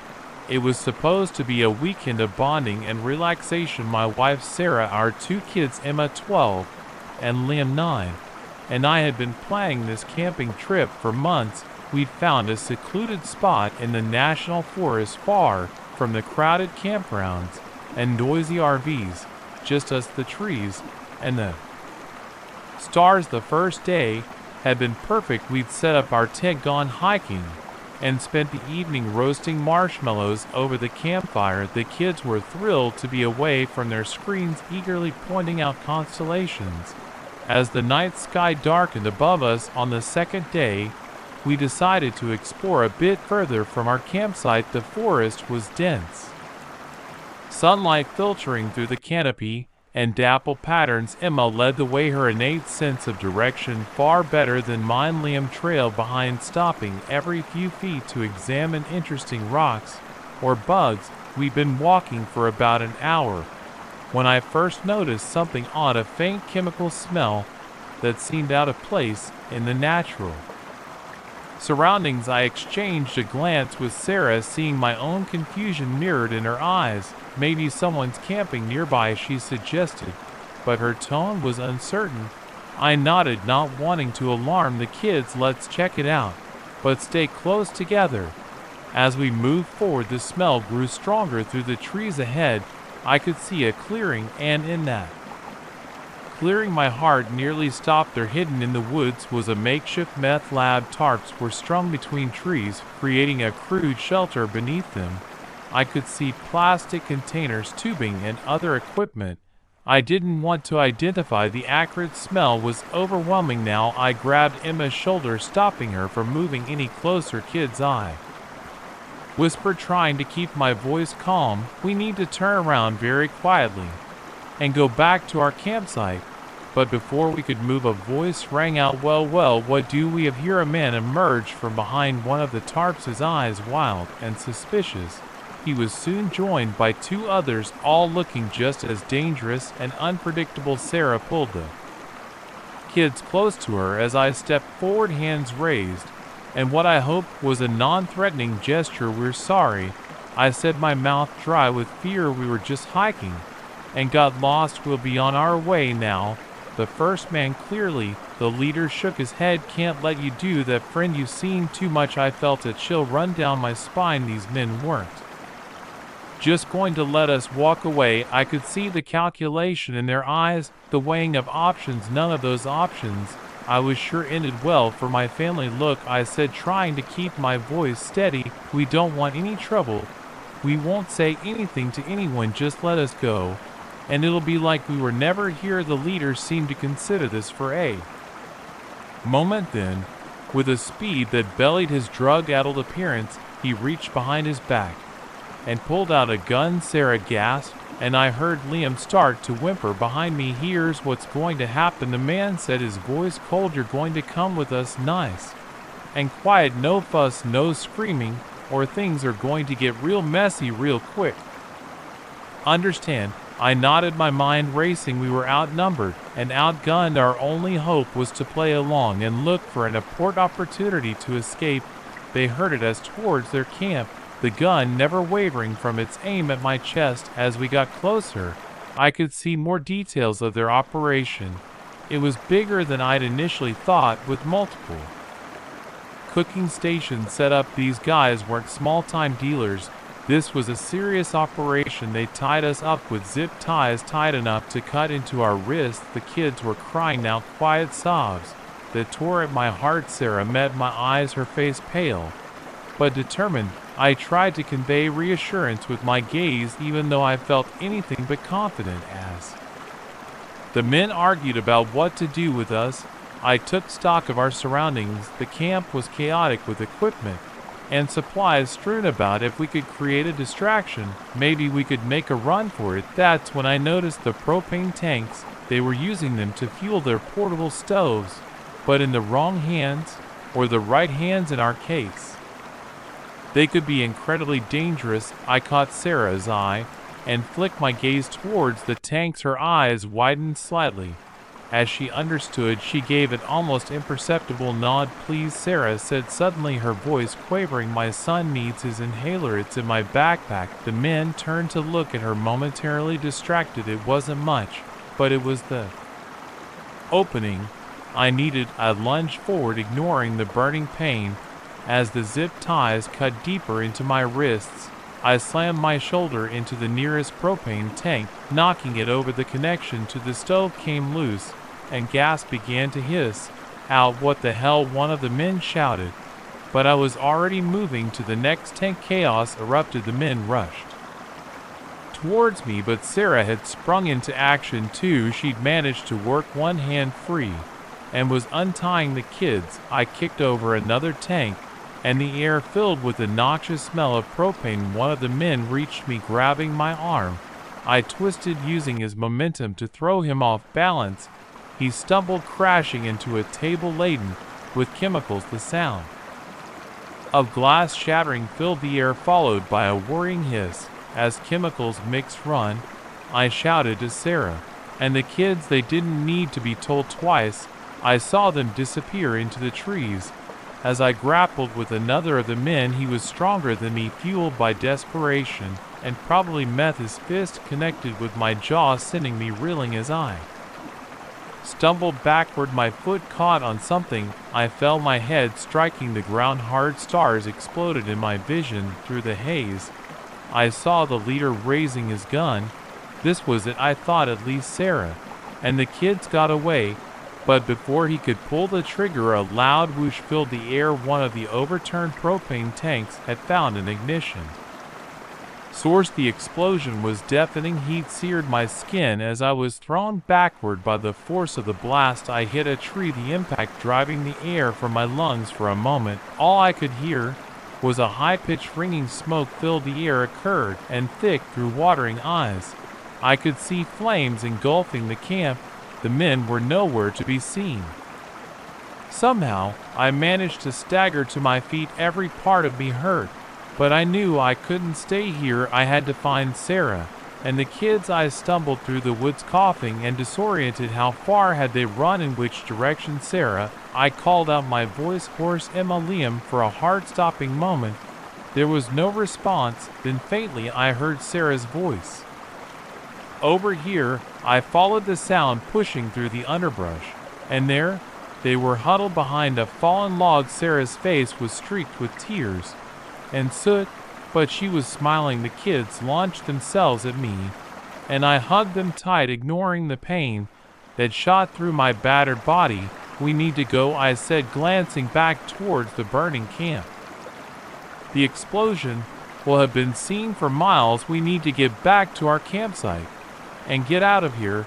We made our way back as quickly as we could, gathering our belongings in record time. As we drove away, I could hear sirens in the distance. We gave our statement to the park rangers at the entrance, why then to the police at the station in town. It was a long night of questions and explanations, but eventually we were allowed to go. As we drove home in the early hours of the morning, the kids asleep in the back seat, Sarah reached over and squeezed my hand. "You saved us," she said softly. I shook my head. "We saved us, all of us." She nodded, tears in her eyes. "What do we tell the kids about what happened?" "About everything," I sighed, watching the sunrise painting the sky ahead of us. "We tell them the truth, that sometimes bad things happen, but that we're strong enough to face them together, that family looks out for each other no matter what." Sarah smiled, a tired but genuine smile. "And maybe we stick to camping in the backyard for a while," I chuckled, wincing as my bruised ribs protested. "Yeah, I think we've had enough adventure for a while."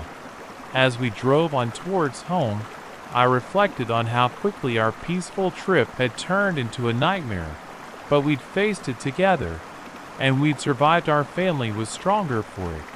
And that I realized was the greatest adventure of all. The whisper was so faint I almost convinced myself I'd imagined it, but as I stood frozen in the darkened hallway of the sprawling mansion I was house sitting, I heard it again, a hushed voice coming from a wing that was supposed to be empty. In that moment, I realized I wasn't as alone as I thought, when my college roommate Alexis asked if I'd house it for her family.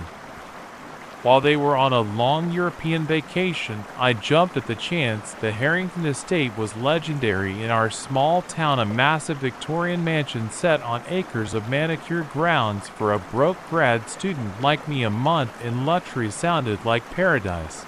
The first week was everything I dreamed of. I swam in the Olympic-sized pool, binged Netflix on the giant TV in the home theater, and slept in a bed so comfortable I never wanted to leave it. I'd been explicitly told that the East Wing was off limits, something about ongoing renovations, but the rest of the house was mine to explore. It was on the EATH night that things started to feel off. I was up late working on my thesis in the library when I heard what sounded like footsteps overhead. I froze, my fingers hovering over my laptop keyboard. The house was old. I reasoned old houses made noises, but as I listened, I could have sworn I heard a door open and close. I shook it off, blaming my overactive imagination fueled by too much caffeine and too little sleep. But over the next few days, the odd occurrences multiplied. Items in the kitchen weren't where I'd left them. I'd find lights on in rooms I was sure I'd turned off, and always, there was that nagging feeling of being watched. I tried to rationalize it. Maybe I was more forgetful than I thought. Maybe the house had some sort of automated system I didn't know about, but deep down a part of me knew something wasn't right. It all came to a head on that fateful night. I'd been tossing and turning, unable to shake the feeling of unease that had been building for days. Finally, I decided to get up and make some tea, hoping it would calm my nerves. As I padded down the grand staircase, my bare feet silent on the plush carpet, I heard it, a whisper so faint I almost missed it, coming from the direction of the East Wing. I froze, my heart pounding in my chest. Hello, I called out, my voice sounding unnaturally loud in the silent house. No response. Against my better judgment, I found myself moving towards the sound. The entrance to the East Wing loomed before me, the hallway beyond shrouded in darkness. I hesitated at the threshold, remembering Alexis's warning to stay out, but curiosity, that damned human trait, propelled me forward. I fumbled for my phone, turning on the flashlight app. The beam cut through the darkness, illuminating a long corridor lined with closed doors. Dust motes danced in the light, suggesting this part of the house hadn't seen activity in some time. I moved slowly, my every sense on high alert. The floorboards creaked beneath my feet, each sound seeming to echo in the oppressive silence. I was about halfway down the hall when I heard it again, a whispered conversation coming from behind one of the doors. My hand trembled as I reached for the doorknob. Every instinct screamed at me to turn back, to run to the safety of my room and pretend this was all a bad dream. But I had to know. I turned the knob slowly, wincing at the slight squeak of unoiled hinges. As the door swung open, my flashlight beam fell upon a scene that made my blood run cold. The room, which might have once been a bedroom, had been converted into some sort of living space. A mattress lay on the floor, surrounded by empty food containers and discarded clothes, but it was the wall that caught my attention. It was covered in photographs, hundreds of them, and in every single one I saw myself there. I was swimming in the pool, eating breakfast in the kitchen, working on my laptop in the library, even sleeping in my bed. Someone had been watching me, documenting my every move for who knows how long. A floorboard creaked behind me. I whirled around, my flashlight beam landing on a figure standing in the doorway, a man disheveled, and Wildy stared back at me. For a moment, we both stood frozen locked in a tableau of mutual shstck. Then he lunged. I reacted on pure instinct, slamming the door in his face. I heard him crash into it as I turned and ran, my heart pounding so hard I thought it might burst from my chest. I sprinted down the hallway, not daring to look back. I could hear him behind me, his footsteps heavy and fast. As I reached the main part of the house, I veered towards the front door, but as I grabbed the handle, I realized with horror that it was locked, and the key was upstairs in my room. Changing course, I ran for the kitchen. I could hear him getting closer, his ragged breathing echoing in the cavernous foyer. I burst through the kitchen doors, my eyes darting around for a weapon, anything I could use to defend myself. My gaze landed on the knife block. I grabbed the largest one just as he entered the kitchen, in the bright moonlight streaming through the windows. I got my first clear look at him. He was younger than I expected, maybe in his late 20s, with long unkempt hair and a scraggly beard. His eyes were wide and crazed, fixed on me with an intensity that made my skin crawl. "You weren't supposed to find me," he said, his voice hoarse. "And this isn't how it was supposed to go." "Who are you?" I demanded, brandishing the knife in front of me. "What are you doing here?" He took a step closer, and I retreated, keeping the kitchen island between us. "I live here," he said, as if it were the most natural thing in the world. "This is my home, my family's home." Realization dawned on me. "You're related to the Harrington."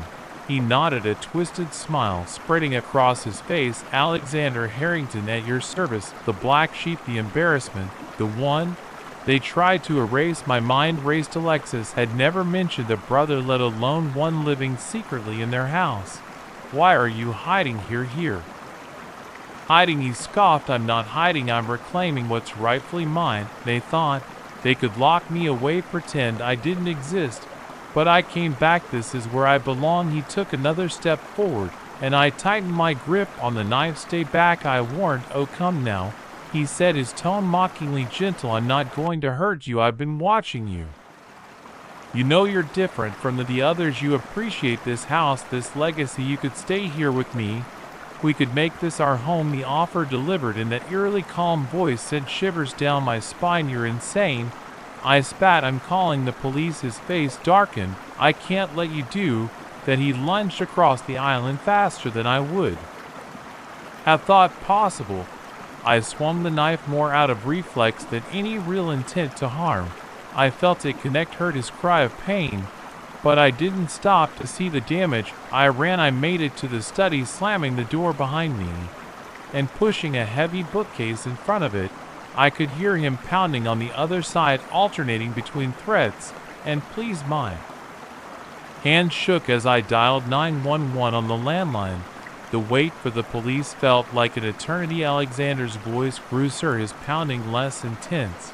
But he didn't give up. I huddled in the corner, the knife still clutched in my white-knuckled grip, jumping at every sound. Finally, I heard sirens in the distance. Alexander must have heard them too, because the pounding stopped. There was a moment of silence, then the sound of running footsteps fading away. The police arrived in force, searching the house and grounds. They found evidence of Alexander's long-term squatting in the east wing, but no sign of the man himself. He had vanished into the night. In the days that followed, as I gave statements and tried to process what had happened, the full story came out. Alexander was indeed Alexis's brother, older by 5 years. He had a history of mental illness and had been institutionalized years ago. After becoming violent, the family thought he was still in a facility across the country. No one knew how long he'd been living in the house, hidden away in the wing that everyone avoided. I couldn't stay in the man ion after that night. The thought of how long he had been watching me, how vulnerable I had been without even knowing it, was too much to bear. I moved in with a friend, jumping at shadows and double-checking locks. Months have passed, and Alexander is still at large. Sometimes when I'm lying in bed at night, I imagine I can hear whispers in the darkness. I tell myself it's just my imagination, a remnant of that terrifying night. But a part of me wonders, is he out there watching, waiting? And if so, when will he return to reclaim what he believes is rightfully his? The moment I saw those footprints circling my tent, I knew this solo camping trip had taken a sinister turn. My blood ran cold as I realized someone or something had been watching me sleep, and the pristine wilderness I'd sought for solitude had become a hunting ground. I'd always been an avid outdoorsman, but this was my first time venturing out alone for an extended trip. The pressures of my high-stress job in the city had been mounting, and I desperately needed to disconnect. A week in the back country of Yellowstone seemed like the perfect remedy. The first few days were blissful. I hiked through sprawling meadows bursting with wildflowers, watched herds of bison graze in the distance, and even caught a glimpse of a grizzly fishing in a crystal clear stream. At night, I'd fall asleep to the haunting calls of wolves echoing through the valleys. It was everything I'd hoped for and more. On the fourth night, I made camp in a small clearing near a babbling brook. The spot was picturesque, with towering pines providing shelter and a perfect view of the star-strewn sky. I set up my tent, cooked a simple meal over my portable stove, and settled in for the night, feeling more at peace than I had in years. I woke just before dawn, the pre-morning chill seeping through my sleeping bag. Something felt off, though I couldn't immediately place why. The forest was eerily quiet, no bird song, no rustling of small animals in the underbrush, just an oppressive silence that seemed to press in from all sides. Unzipping my tent, I poked my head out, scanning the clearing. That's when I saw them, a set of footprints in the dewy grass circling my tent. They weren't animal tracks, these were clearly human, and judging by the depth of the impressions, whoever had made them was heavy. My heart began to race as I took in the scene. My backpack, which I'd left propped against a nearby tree, had been opened. Its contents were strewn about as if someone had rifled through them in a hurry. My first aid kit was missing, as was my spare knife. With shaking hands, I reached for my phone. No signal, of course. I was miles from the nearest ranger station or campground. I was on my own. I quickly packed up my remaining gear, my eyes constantly darting to the tree line, half expecting to see a figure emerge from the shadows. As I rolled up my sleeping bag, I noticed something that made my blood run cold. A single long dark hair on my pillow. It wasn't mine. Someone had been in my tent while I slept. Panic threatened to overwhelm me, but I forced it down. I needed to stay calm, to think rationally. I had to get out of here, find help, but which way? In my fear, I'd lost my bearings. I pulled out my compass, relieved to find it still in my pack. East. I needed to head east to reach the main trail. I shouldered my backpack and set off at a brisk pace, constantly looking over my shoulder. The forest seemed different now, ominous. Shadows danced at the corners of my vision, and every snapping twig made me flinch. I tried to move quietly, but my ragged breathing and pounding heart seemed deafening in the unnatural silence. After about an hour of hiking, I stopped to catch my breath and check my bearings. That's when I heard it, a soft whistle coming from somewhere behind me. It wasn't a bird call or the wind, it was distinctly human. I broke into a run, no longer caring about stealth. Branches whipped at my face as I crashed through the underbrush, the whistle growing louder and more insistent behind me. My lungs burned and my legs felt like lead, but terror drove me onward. Suddenly, the ground disappeared from beneath my feet. I'd been so focused on what was behind me, I hadn't seen the ravine ahead. I tumbled down the steep incline, bouncing off rocks and roots before coming to a stop at the bottom. Pain shot through my ankle as I tried to stand, sprained, possibly broken. I looked up at the top of the ravine, dreading what I might see. A figure stood there, silhouetted against the morning sky, male, tall and broad-shouldered. He made no move to come down after me, just stood there watching. "What do you want?" I shouted, my voice cracking with fear and exhaustion. He said nothing, just raised his hand to his mouth and whistled again. That same eerie two-note call I'd heard before. Then he turned and disappeared from view. I sat there for a long moment, my mind reeling. Who was he? What did he want? And why hadn't he come after me? The sound of running water broke through my panicked thoughts. A stream? Were there a stream? There might be a trail. It was my best chance. I hobbled along the ravine floor using a sturdy branch as a makeshift crutch. The going was slow and painful, but the thought of that silent watcher kept me moving. As the sun climbed higher in the sky, the heat became oppressive. My water bottle was nearly empty, and my provisions were running low. Most of my food had been in the pack that was ransacked. Hunger and thirst noted at me, competing with the constant throb of my injured ankle.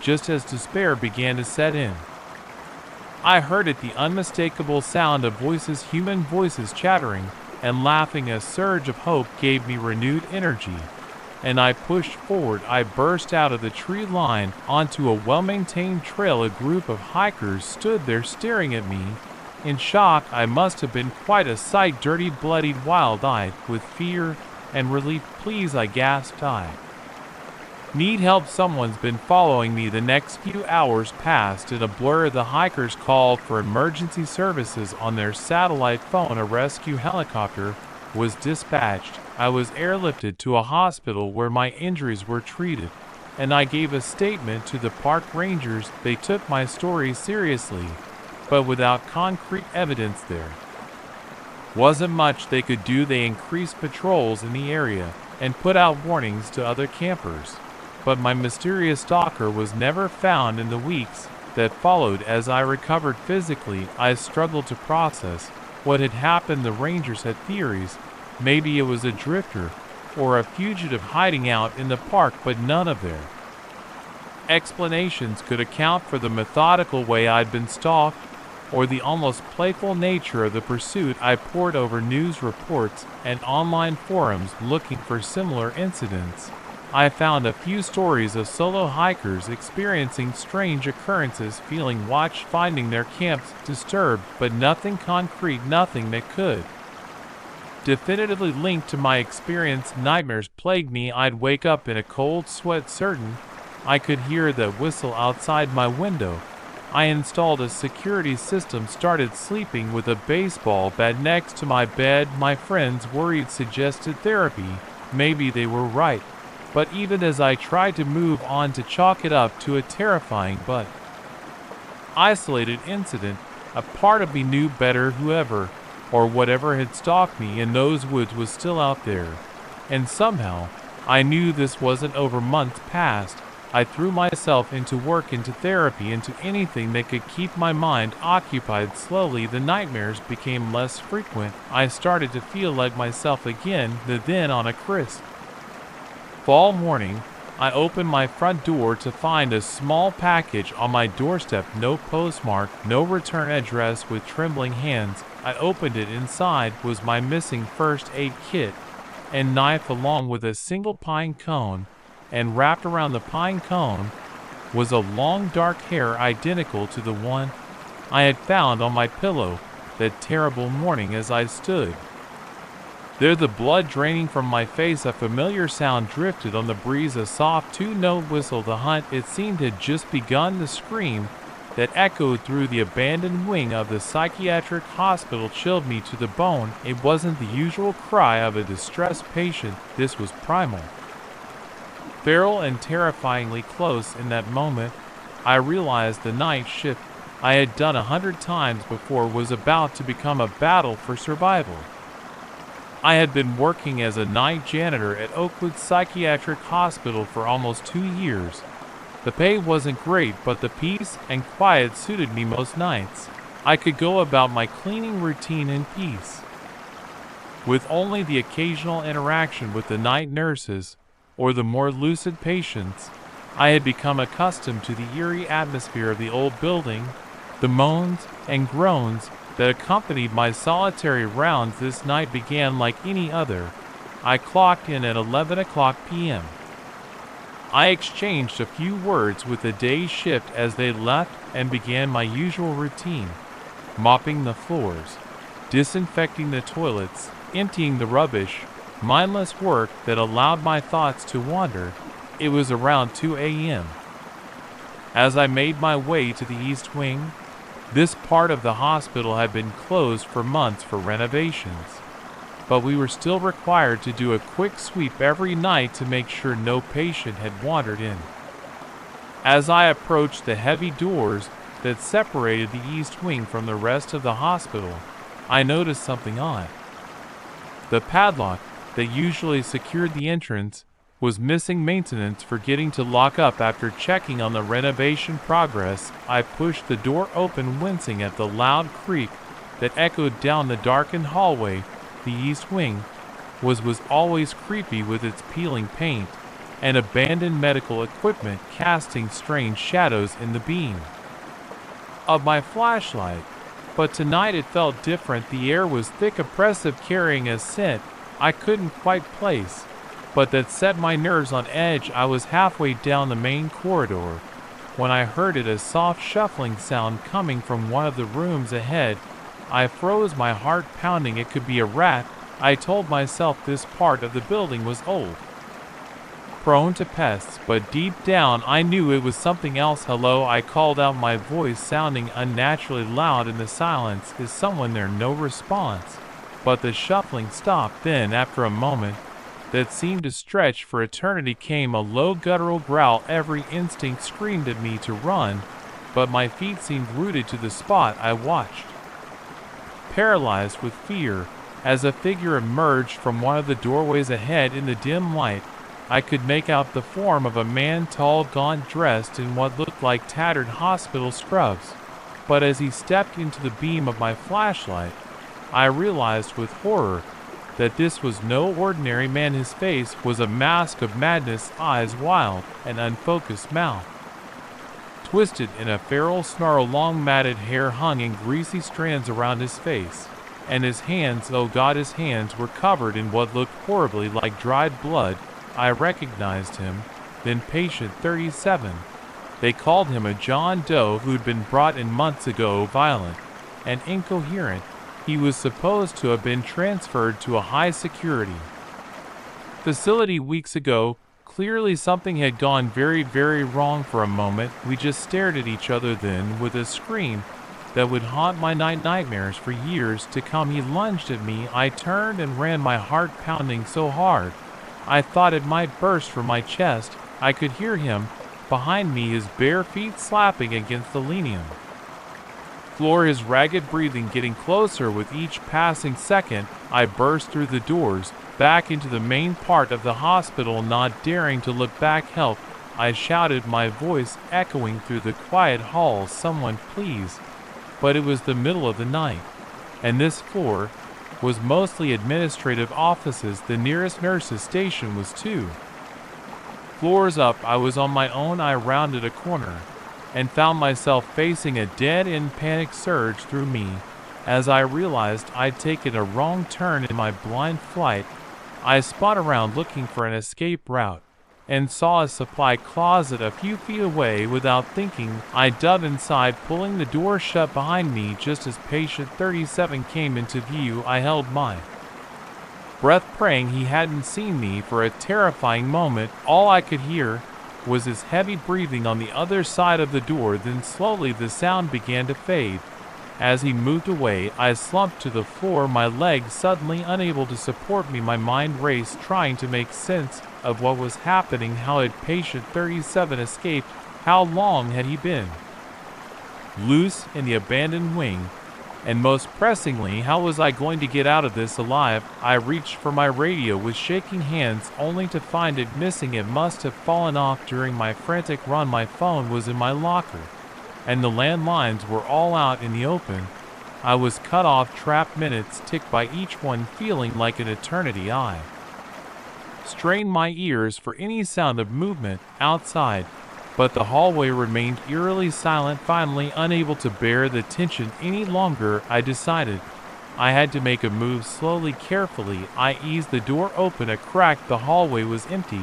I slipped out, my eyes darting in every direction, ready to bolt at the slightest movement. I made my way towards the stairs, planning to get to the upper floors where I knew there would be staff. But as I reached the stairwell, I heard something that made my blood run cold, that same animalistic growl coming from somewhere above me. He was between me and help. I turned back, my mind frantically searching for another option. The elevator too noisy, and I'd be trapped if he caught me in it. The windows. I was on the 3rd floor. The fall would likely kill me. That's when I remembered the old dumbwaiter in the east wing. It hadn't been used in years, but it connected to the kitchen on the ground floor. If I could reach it, I might have a chance. I crept back towards the east wing, every nerve on high alert. As I pushed through the doors, I heard a crash from above, followed by that bone-chilling scream. He was coming. I ran down the hallway, no longer caring about stealth. The dumbwaiter was in the old nurse's station at the end of the corridor. I reached it, yanking on the rusty door with all my strength. For a heart-stopping moment, it refused to budge. Then with a groan of protesting metal, it opened. The shaft was narrow and dark, cobwebs clinging to the walls. I'd never been claustrophobic, but the thought of squeezing into that space made my skin crawl. But the sound of pounding footsteps on the stairs left me no choice. I contorted myself into the small space, pulling the door shut just as patient 37 burst into the hallway through the slats in the door.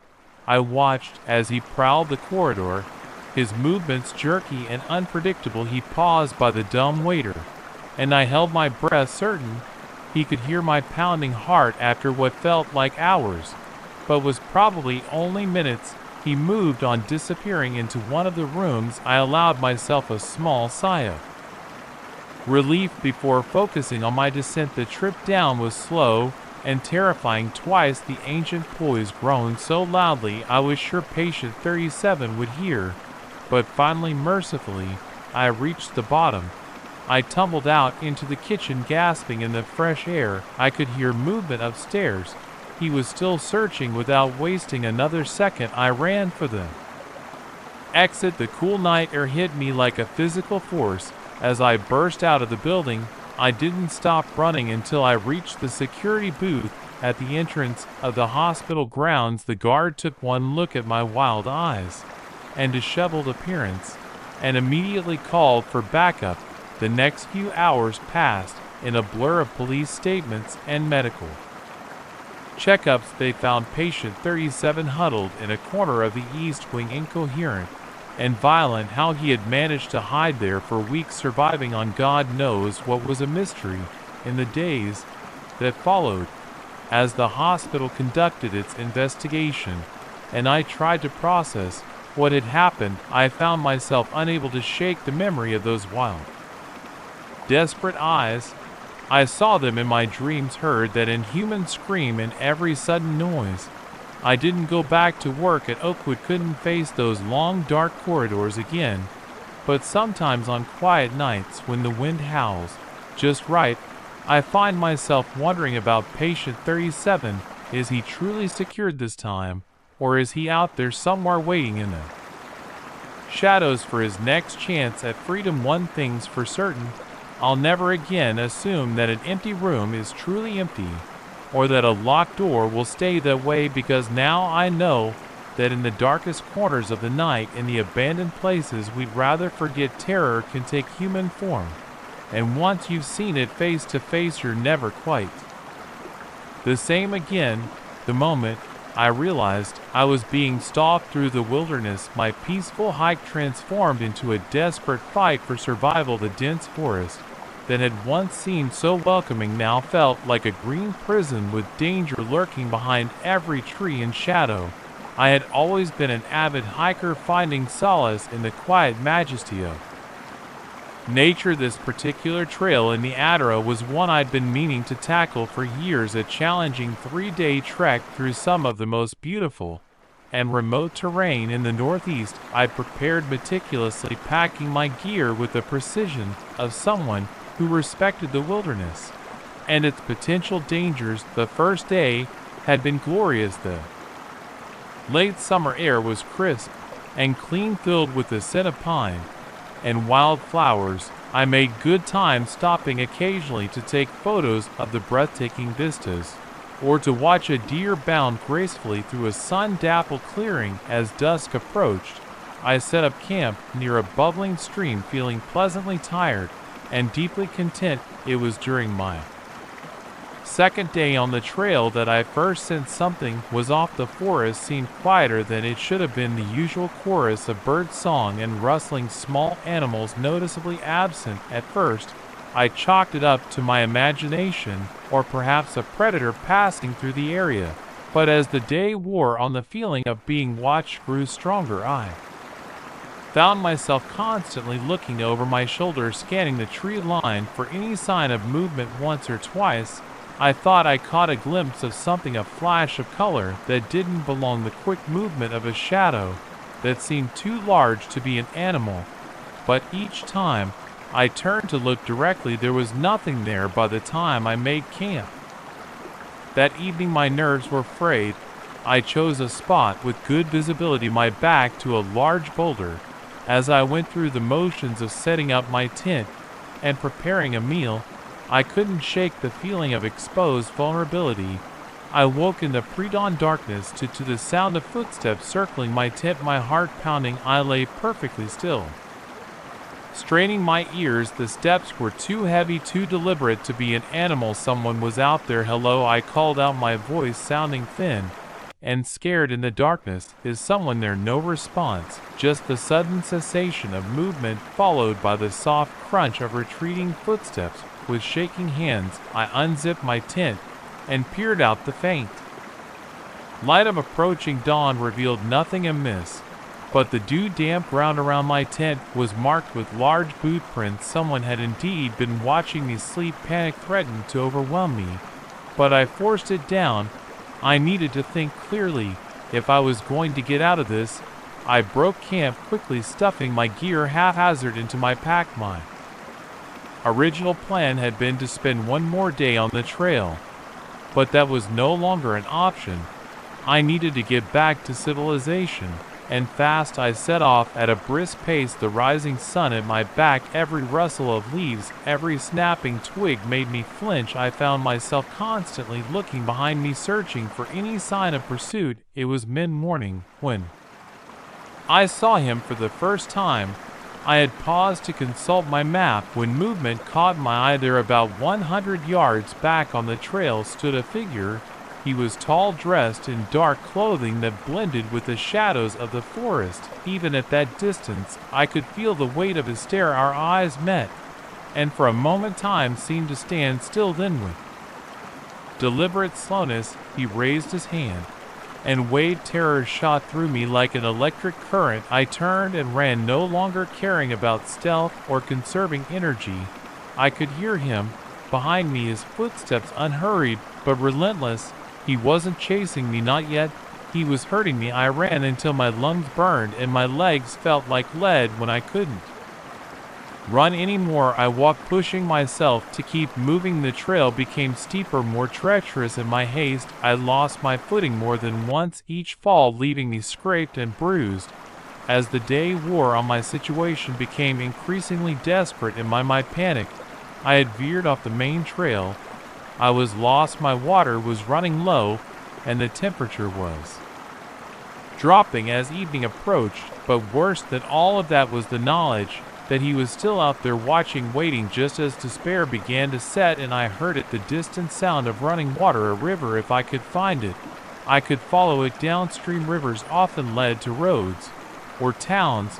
I pushed through the underbrush, ignoring the sting of branches whipping against my face. The sound grew louder, and suddenly I burst out of the tree line onto the rocky bank of a fast-moving river. Relief flooded through me, quickly followed by a new wave of fear. The opposite bank was a steep cliff, at least 30 feet high. My path downstream was blocked by a series of large boulders. I was trapped, as if on CU. I heard movement in the forest behind me. He was close. In that moment, I made a decision born of desperation. The river was swift, its surface broken by rocks and small rapids. It was dangerous, potentially deadly, but it was my only chance. I waited, and gasping, As the icy water soaked through my clothes, the current was stronger than I expected, threatening to sweep me off my feet, but I pressed on, pushing against the flow, trying to angle myself downstream. Just as I reached the deepest part of the river, I heard a shout from the bank. I turned to see my pursuer emerge from the forest. Even from a distance, I could see the anger in his stance. He started towards the water, but hesitated at the edge. Could he swim? Was he afraid of the current? I didn't wait to find out. I let the river take me, using what strength I had left to steer myself towards the opposite bank. The next few minutes were a blur of churning water and blind panic. I was dunked repeatedly, each time fighting my way back to the surface, gasping for air. My body slammed against rocks, the impact sending shock waves of pain through me, but somehow, miraculously, I made it to the other side. I dragged myself onto the rocky shore, coughing and shivering. Every part of me hurt, but I was alive, and more importantly, I was separated from my stalker by a raging river. I looked back across the water. He stood on the opposite bank, watching me. Even from this distance, I could feel the frustration radiating off him. For a long moment we stared at each other, then slowly he turned and melted back into the forest. I didn't allow myself to relax. He might try to find a way across or circle around. I needed to keep moving. I followed the river downstream, my waterlogged boots squelching with every step. As night fell, the temperature dropped further. I was exhausted, soaked to the bone, and in very real danger of hypothermia, but I forced myself to keep going. Each step took me closer to safety, further from the nightmare behind me. It was well past midnight when I saw the lights. At first, I thought I was hallucinating, but as I got closer, I realized it was real. A small town nestled in a valley beside the river. My legs gave out as soon as I reached the first building. I collapsed onto the steps of what turned out to be the local police station, my ordeal finally catching up with me. The next few days passed in a blur of hospital rooms and police interviews. They never found my stalker. The prevailing theory was that he was a drifter, possibly mentally ill, who had fixated on me by chance. But sometimes in my darkest moments, I wonder if it was really that random. I've been back on hiking trails since then. I refuse to let fear rob me of something I love, but I'm more cautious now. I carry a satellite phone. I always let someone know my plans, and I trust my instincts, because I learned the hard way that sometimes the most dangerous predators in the wilderness walk on two legs, and once you've been prey, you never quite feel safe in the woods again. The moment I saw the unmarked speedboat pull up to the secluded cove, I knew my peaceful fishing trip had just become a fight for survival. As I watched the men unload mysterious crates under the cover of darkness, I realized I was witnessing something I was never meant to see, and that knowledge could very well get me killed. I'd been looking forward to this solo fishing trip for months. My job as a software developer in this city was rewarding, but the constant noise and pressure had been wearing me down. I needed a break, just me, my rod, and the tranquil waters of Lake Champlain. I'd found the perfect spot, a small secluded cove accessible only by boat or a grueling hike through dense forest. It was far from the popular fishing areas, promising solitude and hopefully some trophy-sized BS. The first 2 days were everything I'd hoped for. I spent my time alternating between casting my line into the crystal clear water and lounging on the shore with a good book. The only sounds were the lapping of waves, the call of birds, and the occasional splash of a jumping fish. It was paradise. On the third night, everything changed. I was dozing in my tent when a low rumbling sound jolted me awake. At first, I thought it was thunder, a storm rolling in over the lake, but as I listened, I realized it was the sound of an engine growing steadily louder. Curiosity got the better of me. I unzipped my tent and peered out. The moon was full, casting a silvery light over the cove. That's when I saw it, a sleek black speedboat cutting through the water. Its Running lights off, I ducked back into my tent, heart pounding. Something about this felt wrong. Long boats didn't usually run without lights, especially at night. And this cove was well off the normal routes. I watched through a small gap in the tent flap as the boat pulled up to the shore. 4 men disembarked, moving with purposeful efficiency. They were all dressed in dark clothing, their faces obscured by the shadows. What happened next confirmed my worst fears. The men began unloading crates from the boat, speaking in hushed tones. I couldn't make out the words, but the tension in their voices was clear. This was no innocent late-night fishing trip. One of the crates slipped as they were carrying it, falling to the rocky shore with a loud crack. The lid popped open, and even from my vantage point, I could see the contents gleaming in the moonlight. Guns, a lot of them. My blood ran cold. I was witnessing an arms smuggling operation right here in the Vermont wilderness. I knew I should stay hidden, wait for them to leave, and then get the hell out of there. But a reckless impulse took hold. I needed evidence. Slowly, carefully, I reached for my phone. If I could just get a picture. I angled the phone through the tent opening, trying to capture the scene without using the flash. Just as I was about to take the shot, a twig snapped under my foot. The sound seemed deafening in the quiet night. The men froze. Then one of them shouted over. Their panic surged through me. I scrambled out of the tent, abandoning my gear, and plunged into the forest behind me. I could hear shouts and the sound of pursuit. I ran blindly through the underbrush, branches whipping at my face, roots threatening to trip me with every step. My lungs burned, and my heart felt like it would explode from my chest. But terror kept me moving. After what felt like hours, but was probably only minutes, I paused, gasping for breath. The woods were quiet. Had I lost them? A twig snapped nearby, and I froze slowly. I turned my head towards the sound. There, not 10 feet away, stood one of the men. Even in the dim light filtering through the canopy, I could see the cold determination in his eyes, and the gun gripped in his hand. Found him, he yelled, raising his weapon.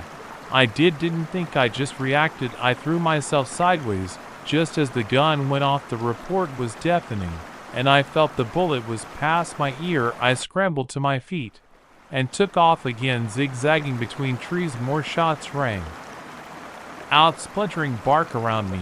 I didn't dare look back, focusing only on putting one foot in front of the other, desperate to find a way out of this nightmare. The ground began to slope upward, the terrain becoming rocky. Here I was, gasping for breath, my legs trembling with exertion, but I forced myself to keep climbing. Maybe if I could reach higher ground, I could get my bearings, find a way back to civilization. As I crested a ridge, my heart sank. Ahead of me was a sheer cliff face, dropping at least 100 feet to the churning waters of the lake below. I was trapped. The sound of pursuit grew closer. I pressed myself against a boulder, trying to quiet my ragged breathing. Maybe they passed by. Maybe I still had a chance, but luck wasn't on my side. I heard a triumphant shout, and suddenly they were there, all 4 men, their guns trained on me. Nowhere to run now. One of them growled, "You've seen too much, friend. Can't let you walk away from this." I looked from their cold eyes to the cliff edge behind me.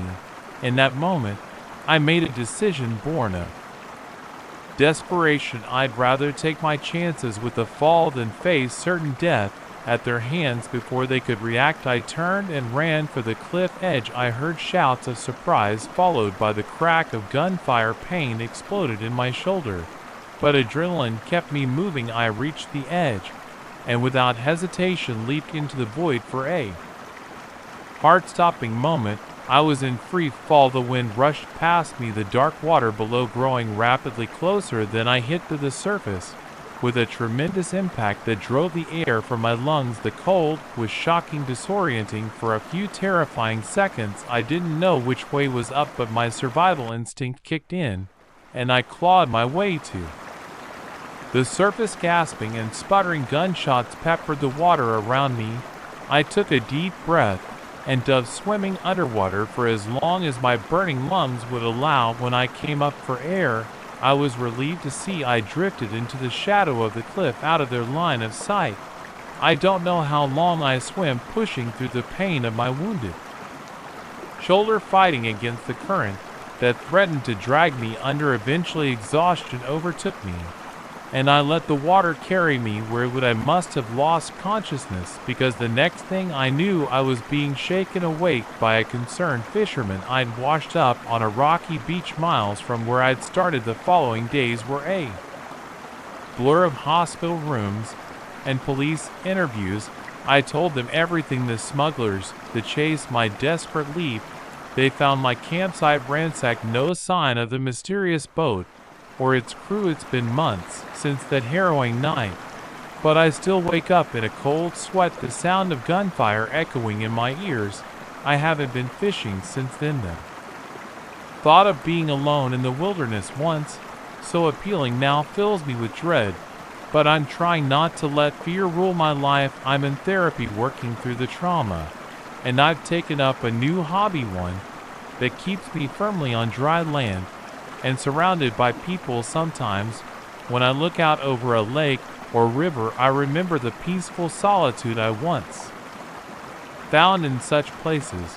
But then, I remember the glint of moonlight on gun barrels, the cold eyes of men who would kill me without hesitation, and I turn away. I survived that night through sheer luck and desperation, but the experience changed me, showed me a darkness in the world I'd been fortunate enough to never encounter before. Now I cherish the safety of civilization, the comfort of crowds, because I know that sometimes in the quiet places where nature reigns, humanity's darkest impulses find free rein. And once you've seen that darkness up close, you never quite forget it. The moment I saw the surgical tools laid out on the antique sideboard, I knew I'd made a terrible mistake. This quaint bed and breakfast wasn't the charming retreat I'd hoped for. It was a house of horrors, and I was the next victim on the menu. I'd been driving for hours, the monotony of the highway lulling me into a kind of trance.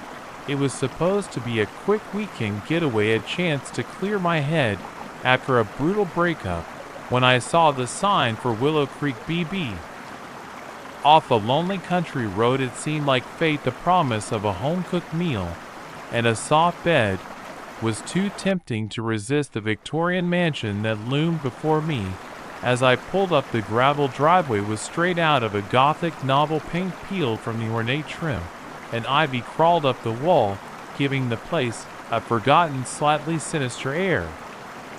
But the warm glow of lights in the windows and the cheery welcome sign on the porch pushed away any misgivings. An elderly couple greeted me at the door, all smiles and folksy charm. Martha and Edgar, they introduced themselves, looking every bit the sweet grandparents in their matching sweaters. "Oh, we're so glad you found us, dear Martha," CD ushering me inside.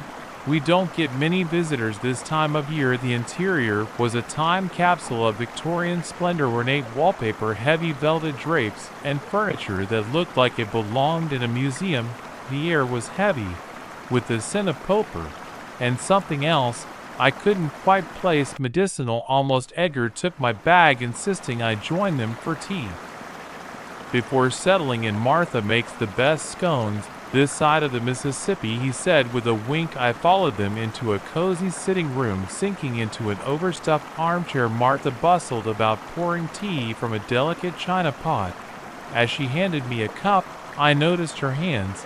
They were scarred, the fingers slightly gnarled. Arthritis, maybe. The tea was delicious with a unique flavor I couldn't quite identify. As we chatted, I felt a warmth spreading through me, a pleasant heaviness in my limbs. Must be the exhaustion from the drive catching up with me.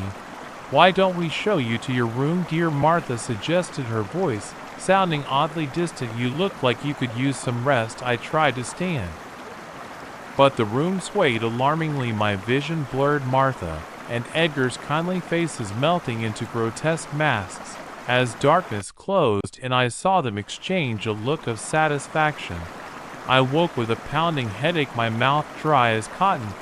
As my eyes adjusted to the dim light, panic set in. This wasn't the quaint guest room I glimpsed earlier. I was in a Basement strapped to a cold metal table, the air was thick with the smell of disinfectant and something coppery blood. Ah, you're awake. Edgar's voice, no longer grandfatherly but cold and clinical excellent.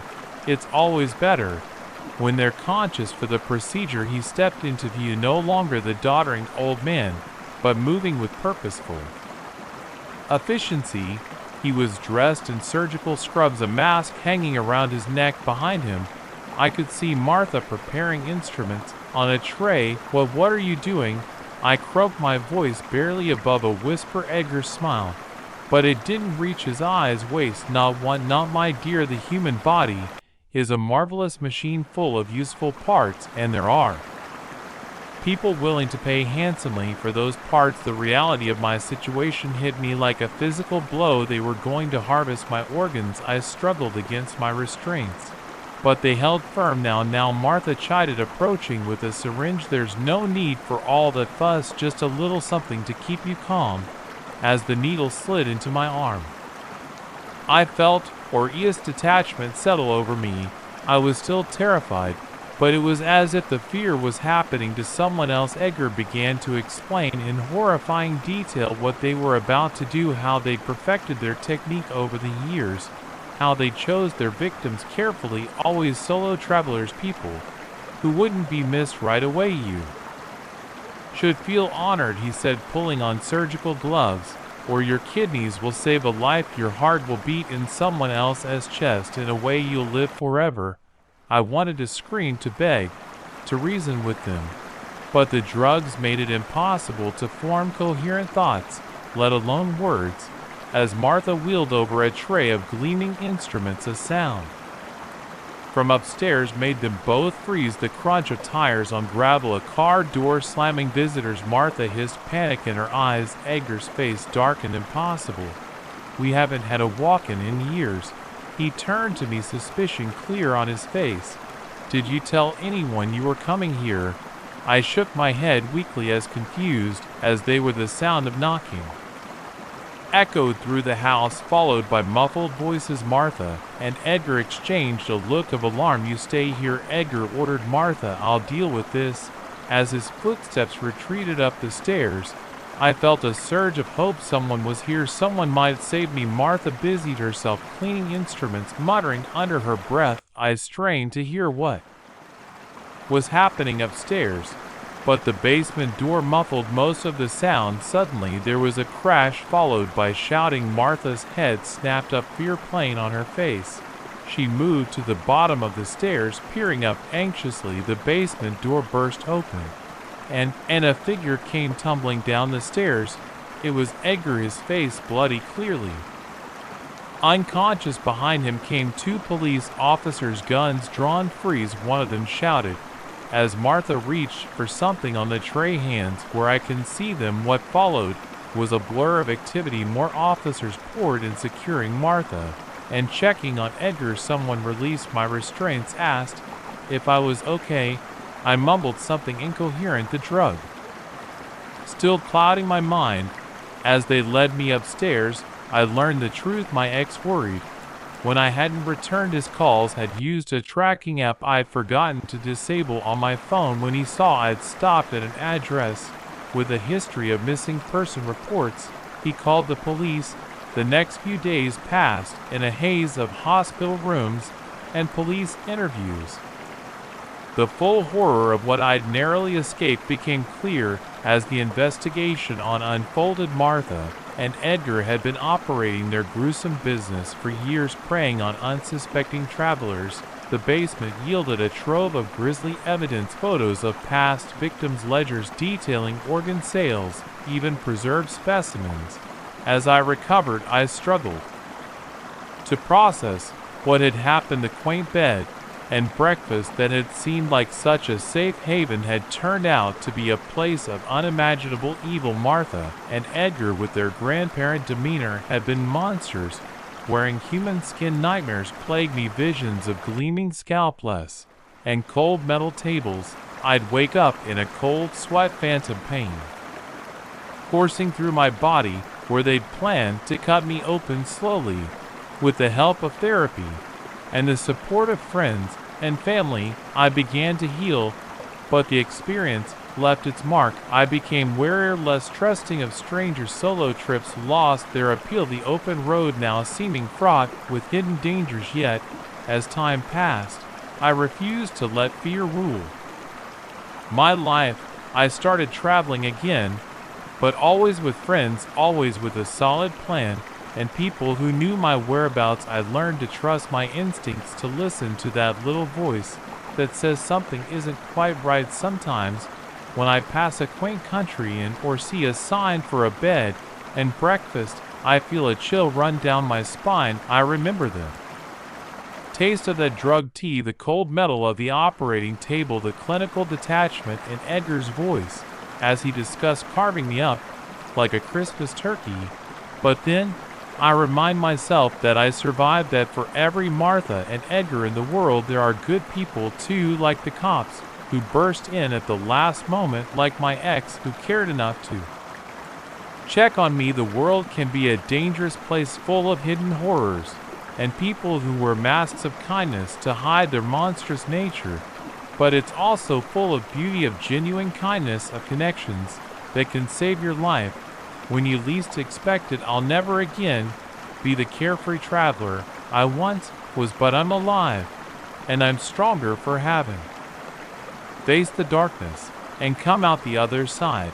And every day, every trip, every new experience is a victory, a reminder that I didn't let them win, that I reclaimed my life from the jaws of death itself. The moment the power died and plunged the office building into darkness, I knew this night shift was about to become a fight for survival. As the emergency lights flickered to life, casting eerie shadows across the empty hallways, I realized I wasn't alone anymore. The sound of breaking glass echoed from the floor below, and my heart began to race. This was no ordinary blackout. Someone was breaking in. I'd been working as a night security guard at Pinnacle Tower for just over 6 months. It was a cushy job, perfect for a grad student like me who needed time to study most nights. I'd make my rounds, check the cameras, and then settle in with my textbooks until dawn. The 60-story office building was always deserted at night, just me and the hum of the air conditioning. But tonight was different. A massive storm had rolled in, the kind that makes the windows rattle and the lights flicker. I've been keeping an eye on it, watching lightning illuminate the city skyline in brilliant flashes. When the power finally went out around 2 a.m., I wasn't surprised. What did surprise me was how quickly the backup generator failed. That wasn't supposed to happen. I was in the security office on the ground floor. When the building went dark for a moment, I just sat there waiting for the generators to kick in.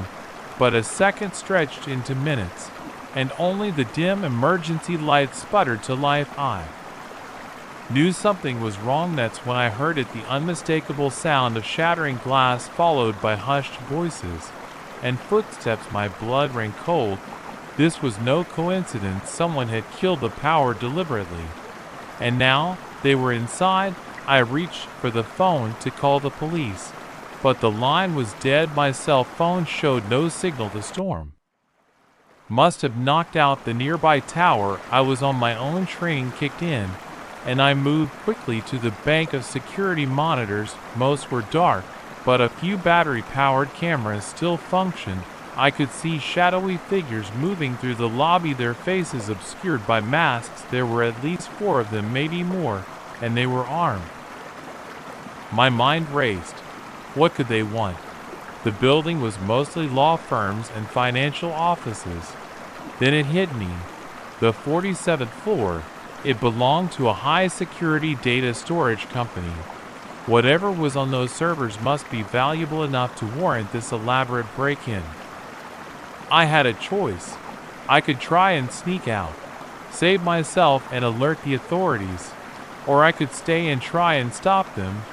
The rational part of my brain was screaming at me to run, but a stronger instinct took over. This building was my responsibility. I couldn't just abandon it. I took a deep breath and grabbed my torch and my security key card. The key card was vital. It would allow me access to any part of the building.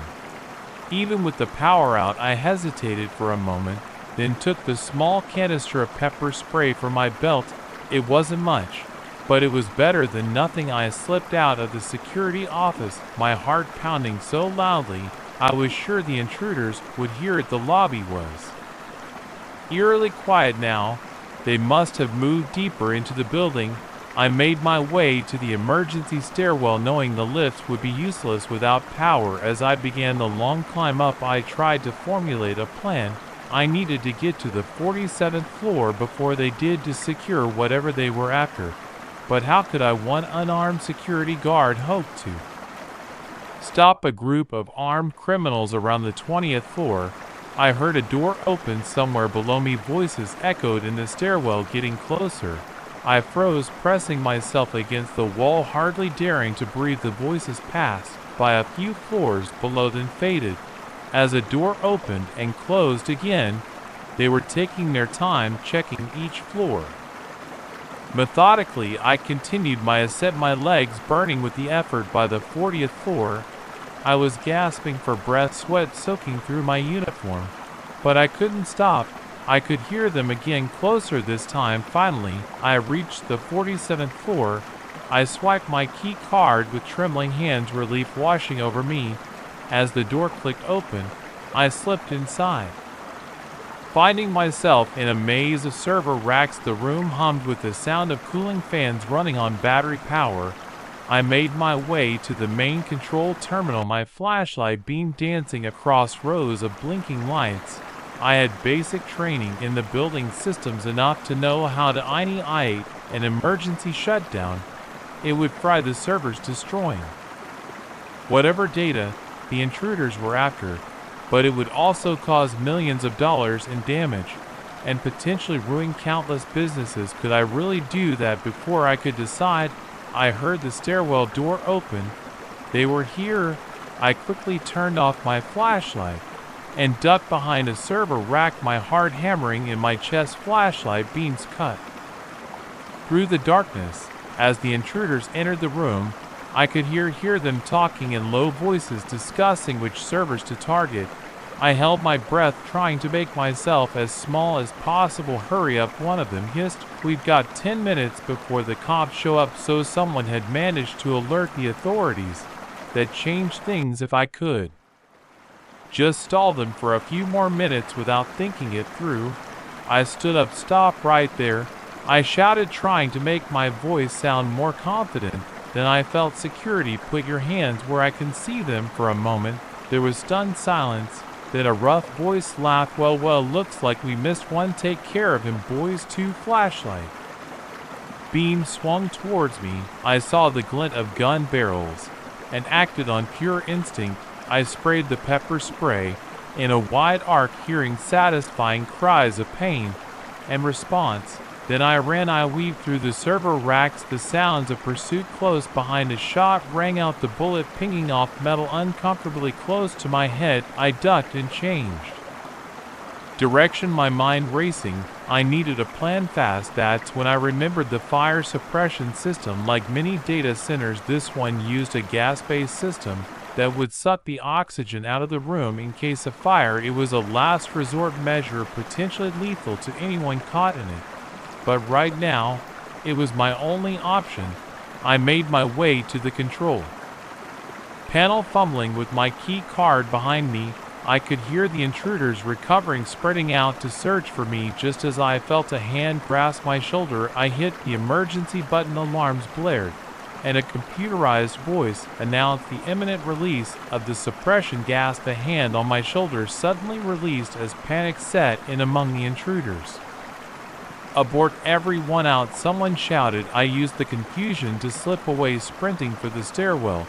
I could hear them right behind me, all thoughts of their mission forgotten. In the face of potential suffocation, we burst into the stairwell together, a chaotic mass of bodies scrambling downwards. I was knocked against the wall several times, but I kept moving, driven by pure adrenaline. Somewhere around the 30th floor, I heard sirens. The cavalry had arrived. The intruders must have heard it too, because their descent became even more frantic. As we neared the ground floor, I made a split-second decision. I let myself fall behind, then ducked into a random floor. I heard the intruders continue down too. Focused on escape to notice my absence, gasping for breath, I leaned against the wall listening to the chaos unfolding below. Shouts, more sirens, the sound of running feet. After a few minutes, silence fell. Cautiously, I made my way back to the stairwell and down to the lobby. I was met by a sea of flashing lights and police officers, their guns drawn.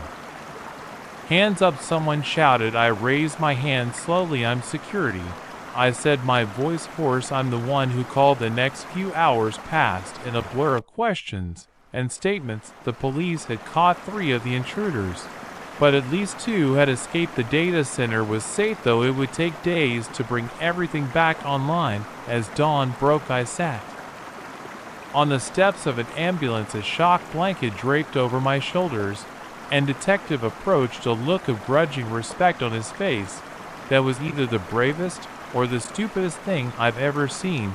He said, "You could have been killed." I nodded, too exhausted to argue. Did I do the right thing?" I asked. He was quiet for a moment. "You saved millions of dollars worth of data and caught some very dangerous men. Yeah, kid, I'd say you did all right." As I watched the sun rise over the city, I felt a mix of emotions: relief, pride, lingering fear. I knew I'd probably lose my job over this. No security company wants a guard who takes insane risks, but sitting there knowing I'd faced incredible danger and come out the other side, I couldn't bring myself to regret it. That night changed me. It showed me what I was capable of when pushed to the limit, and though I hope I never have to face anything like that again, I know now that if I do, I'll be ready. The moment his eyes met mine in the rearview mirror, I knew I'd made a terrible mistake. The kind stranger I picked up on this desolate stretch of highway wasn't a desperate traveler.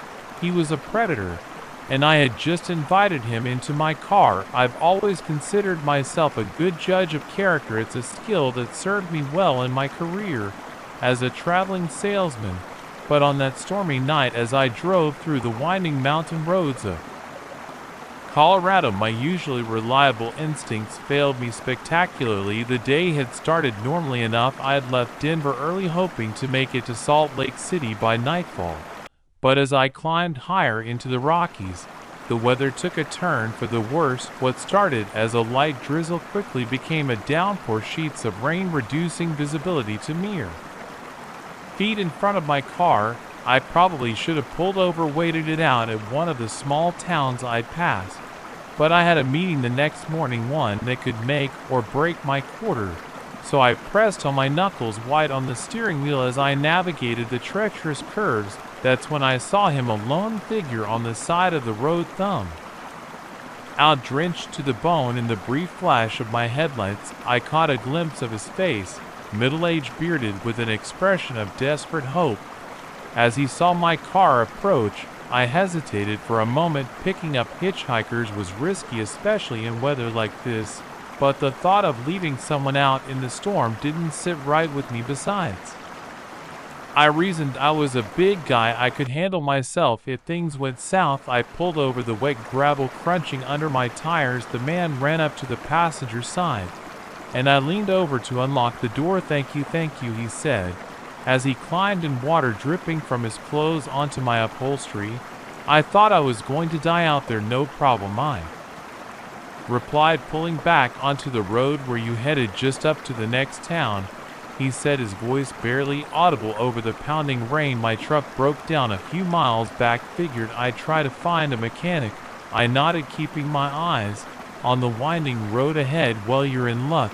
I think there's a place about 20 miles up. I can drop you there." "Much appreciated," he said. Then, after a pause, "Say, you wouldn't happen to have anything to drink, would you?" "I'm parched." "Sure," I said, reaching for the water bottle in my cup holder. "Here you go." As I held up the bottle, several things happened in quick succession. His hand shot out, not for the water, but for the steering wheel. At the same time, I felt something Cold and hard pressed against my ribs, a gun, keep driving, he growled, all pretense of gratitude gone from his voice. And don't try anything stupid. My mind raced, adrenaline surging through my veins. This couldn't be happening. Things like this didn't happen in real life, only in movies and crime novels. But the pressure of the gun barrel against my side was all too real. Look, I said, trying to keep my voice steady, if it's money you want, I've got cash, my wallet's in my jacket pocket, just take it and go. He laughed, a harsh, humorless sound. Oh, I'll take your money, all right. But that's not all I'm after. My blood ran cold. What else could he want? The possibilities, each more terrifying than the last, flashed through my mind. Take the next right, he ordered, gesturing with the gun towards an approaching turnoff. I complied, guiding the car onto a narrow dirt road that wound deeper into the forest. The trees pressed in on either side, their branches scraping against the windows like skeletal fingers. Stop here, he said, after we traveled about a mile down the road. I brought the car to a halt, the engine idling, rain drummed on the roof, and in the distance thunder rolled ominously. Now here's what's going to happen, he said, his tone eerily calm. You're going to get out of the car nice and slow, then you're going to start walking into those woods. Don't look back, don't say a word, just walk, understand? I nodded, my mouth too dry to speak. As I reached for the door handle, a plan began to form in my mind. It was risky, possibly suicidal, but it was the only chance I opened the door slowly, the rush of cold, wet air making me shiver. As I started to step out, I pretended to stumble, letting my body fall back towards the steering wheel. In that split second of confusion, I made my move. I slammed my hand down on the horn, the sudden blare startling in the quiet forest. At the same time, I grabbed for the gun, trying to wrestle it away from him. We grappled in the confined space of the car, the horn blaring continuously. As my weight pressed against the steering wheel, the gun went off, the sound deafening in the enclosed space. I felt a searing pain in my left arm, but didn't let go. Somehow, in the chaos, my foot must have hit the gas pedal. The car lurched forward, tires spinning in the mud. Before finding purchase, we careened down the dirt road, bouncing wildly as I fought for control of both the vehicle and the gun. A sharp turn appeared ahead, the road dropping away into darkness beyond. In a split-second decision, I let go of the gun and grabbed the wheel with both hands, wrenching it to the side. The car fishtailed, sliding sideways in the mud. For a hard stopping moment, I thought we were going over the edge, but then the tires found traction, and we spun to a stop mere inches from the precipice. At the sudden halt threw my attacker against the passenger door, his head connected with the window with a sickening crack, and he slumped in his seat, the gun falling from his limp fingers. I didn't wait to see if he was conscious. I threw the car into reverse, backing away from the edge, then shifted into drive and sped back the way we'd come. My arm throbbed where the bullet had grazed me, but the adrenaline kept the worst of the pain at bay. As I reached the main road, I saw flashing lights in the distance. Someone must have heard the gunshot and called the police. I pulled over, my leg shaking so badly I could barely work the pedals. The next few hours passed in a blur of questions, statements, and medical treatment. The man in my car, it turned out, was wanted in 3 states for a string of violent carjackings. He'd prey on good Samaritans, using the weather and remote locations to his advantage. As I sat in the back of an ambulance in a shock blanket draped over my shoulders, the full weight of what had happened began to sink in. I'd come face to face with true evil, stared death in the eye, and somehow made it out alive. The detective, taking my statement, paused, looking at me with a mix of admiration and concern. You took one hell of a risk, he said. Most people would have just given up the car. I nodded, wincing as the movement jostled my bandaged arm. Honestly, I don't know what came over me. I couldn't let him win, couldn't let him hurt anyone else. The detective patted me on the shoulder. Well, thanks to you, he won't be hurting anyone ever again. You're a hero whether you feel like one or not hero. The word felt strange, ill-fitting. I didn't feel like a hero. I felt tired, sore, and more than a little traumatized.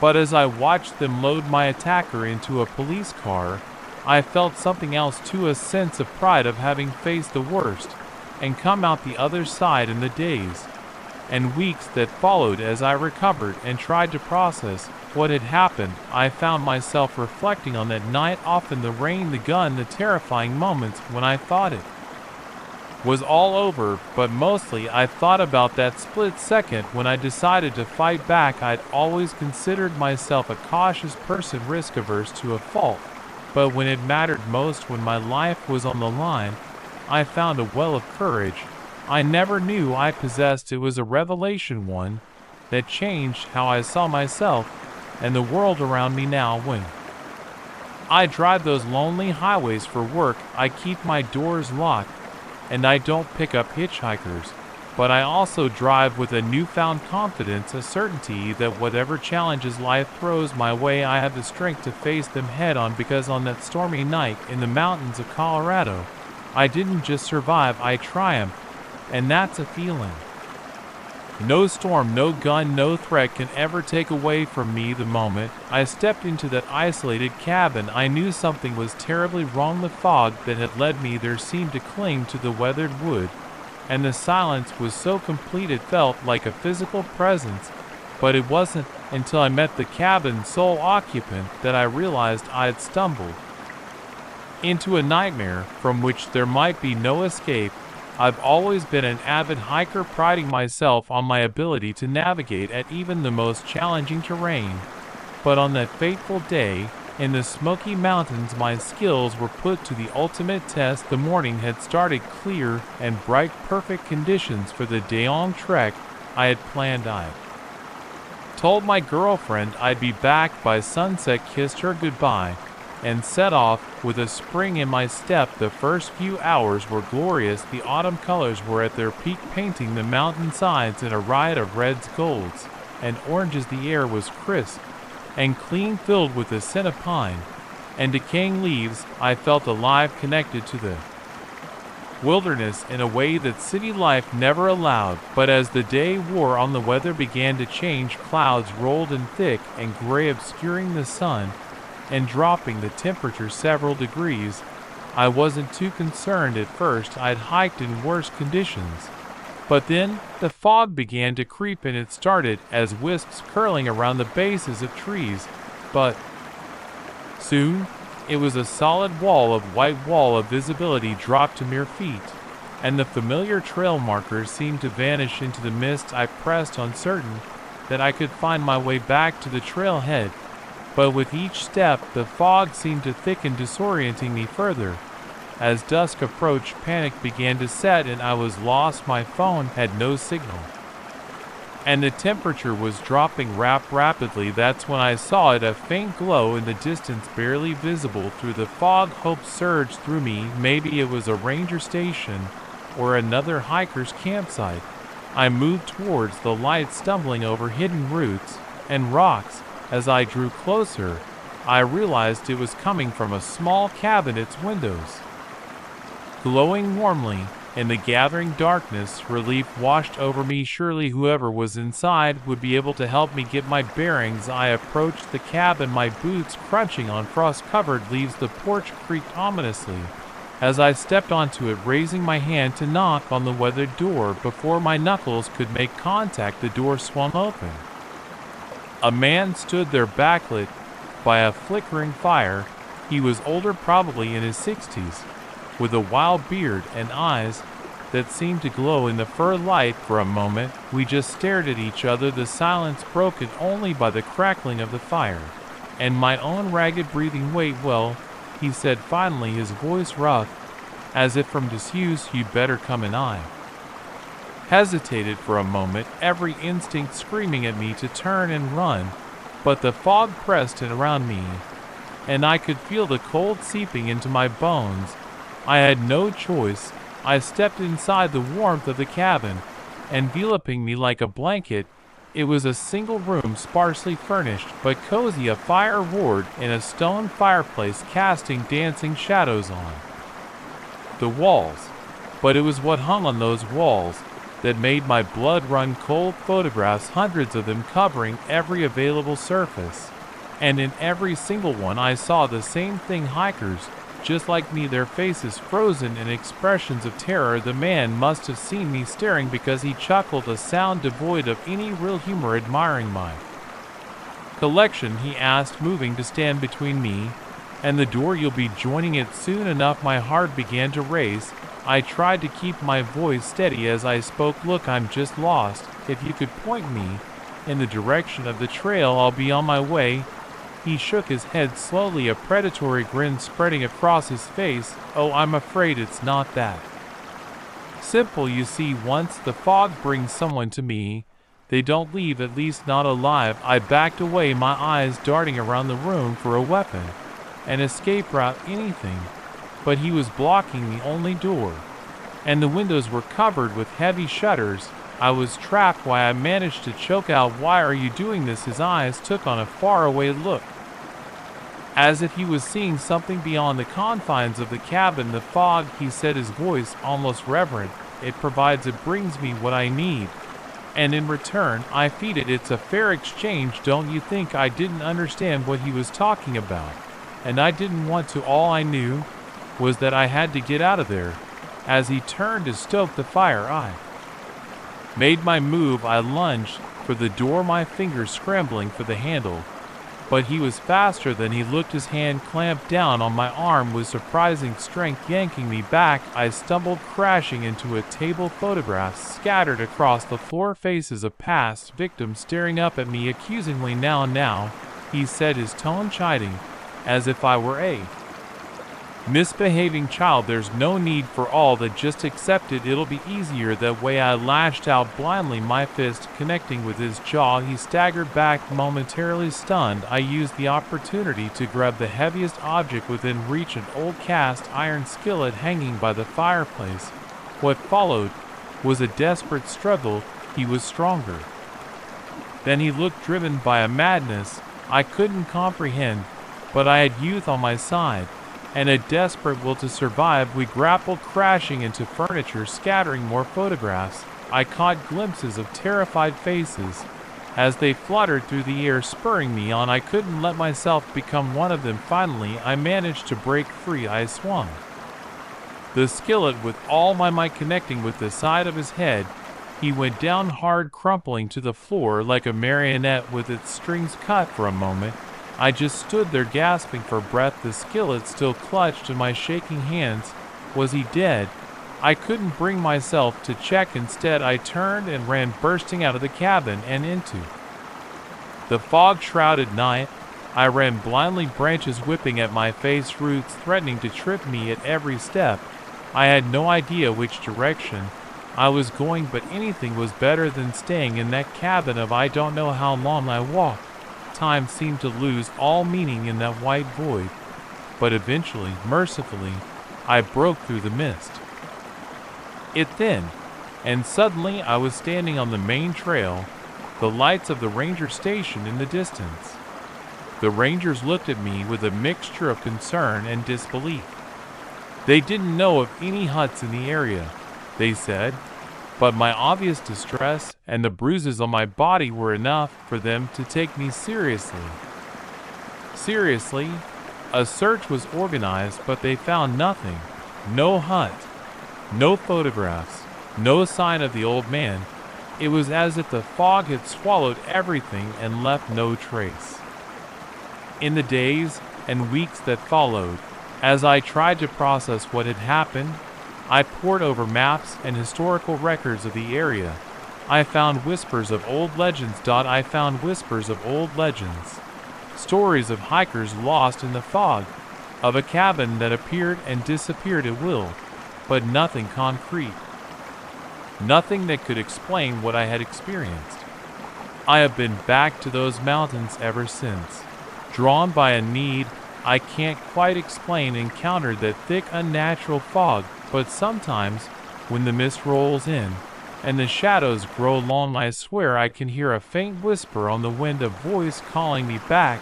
I don't hike alone anymore, and I always check the weather forecast for fog, because I know now that sometimes the real monsters aren't the bears or the mountain lions. Sometimes they're the ones waiting in the mist in cabins that shouldn't exist, collecting memories of terror like others collect postcards.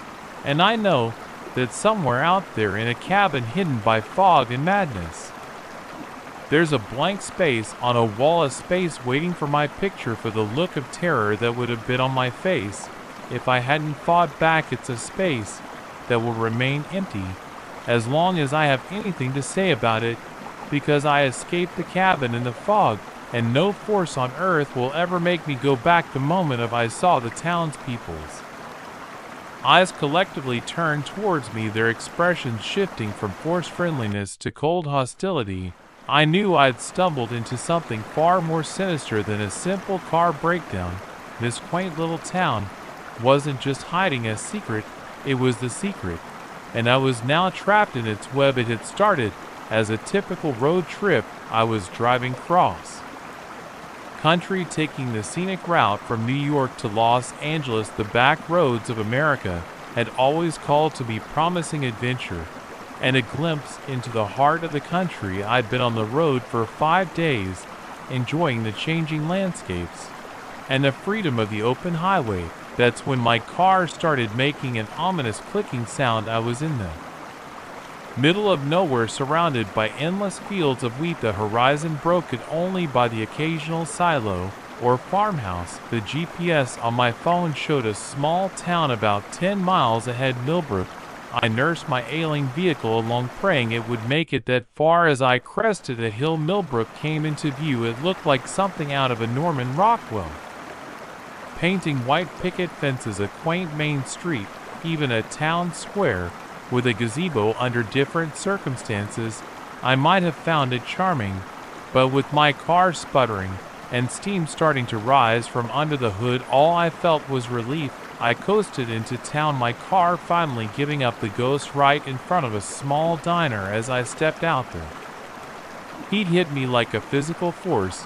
It was mid-August, and the air shimmered with the kind of heat that makes mirages on the horizon. A small crowd had gathered, curious about the newcomer and his smoking vehicle. An older man in overalls approached, wiping his hands on a greasy rag. "Looks like you've got yourself some car trouble, son," he said, his voice friendly enough, but his eyes sharp and assessing. I nodded, grateful for the attention. "Yeah, she just gave out on me. Is there a mechanic in town?" The man who introduced himself as Earl nodded. "To be me, but I'm afraid I can't get to it until tomorrow. Parts stores closed for the day." You see, my heart sank. I hadn't planned on staying overnight, but it seemed I had little choice. "Is there a motel around here?" I asked. He exchanged a look with the others that I couldn't quite interpret. "We've got a boarding house," he said slowly. "Mrs. Clemens runs it. It's just down the street." I thanked him and gathered my overnight bag from the car. As I walked down the main street, I couldn't shake the feeling that every eye in town was on me. Shopkeepers paused in their sweeping to watch me pass. Children stopped their play to stare. Even the birds seemed to have gone silent. "Mrs. Subscribe, like for 4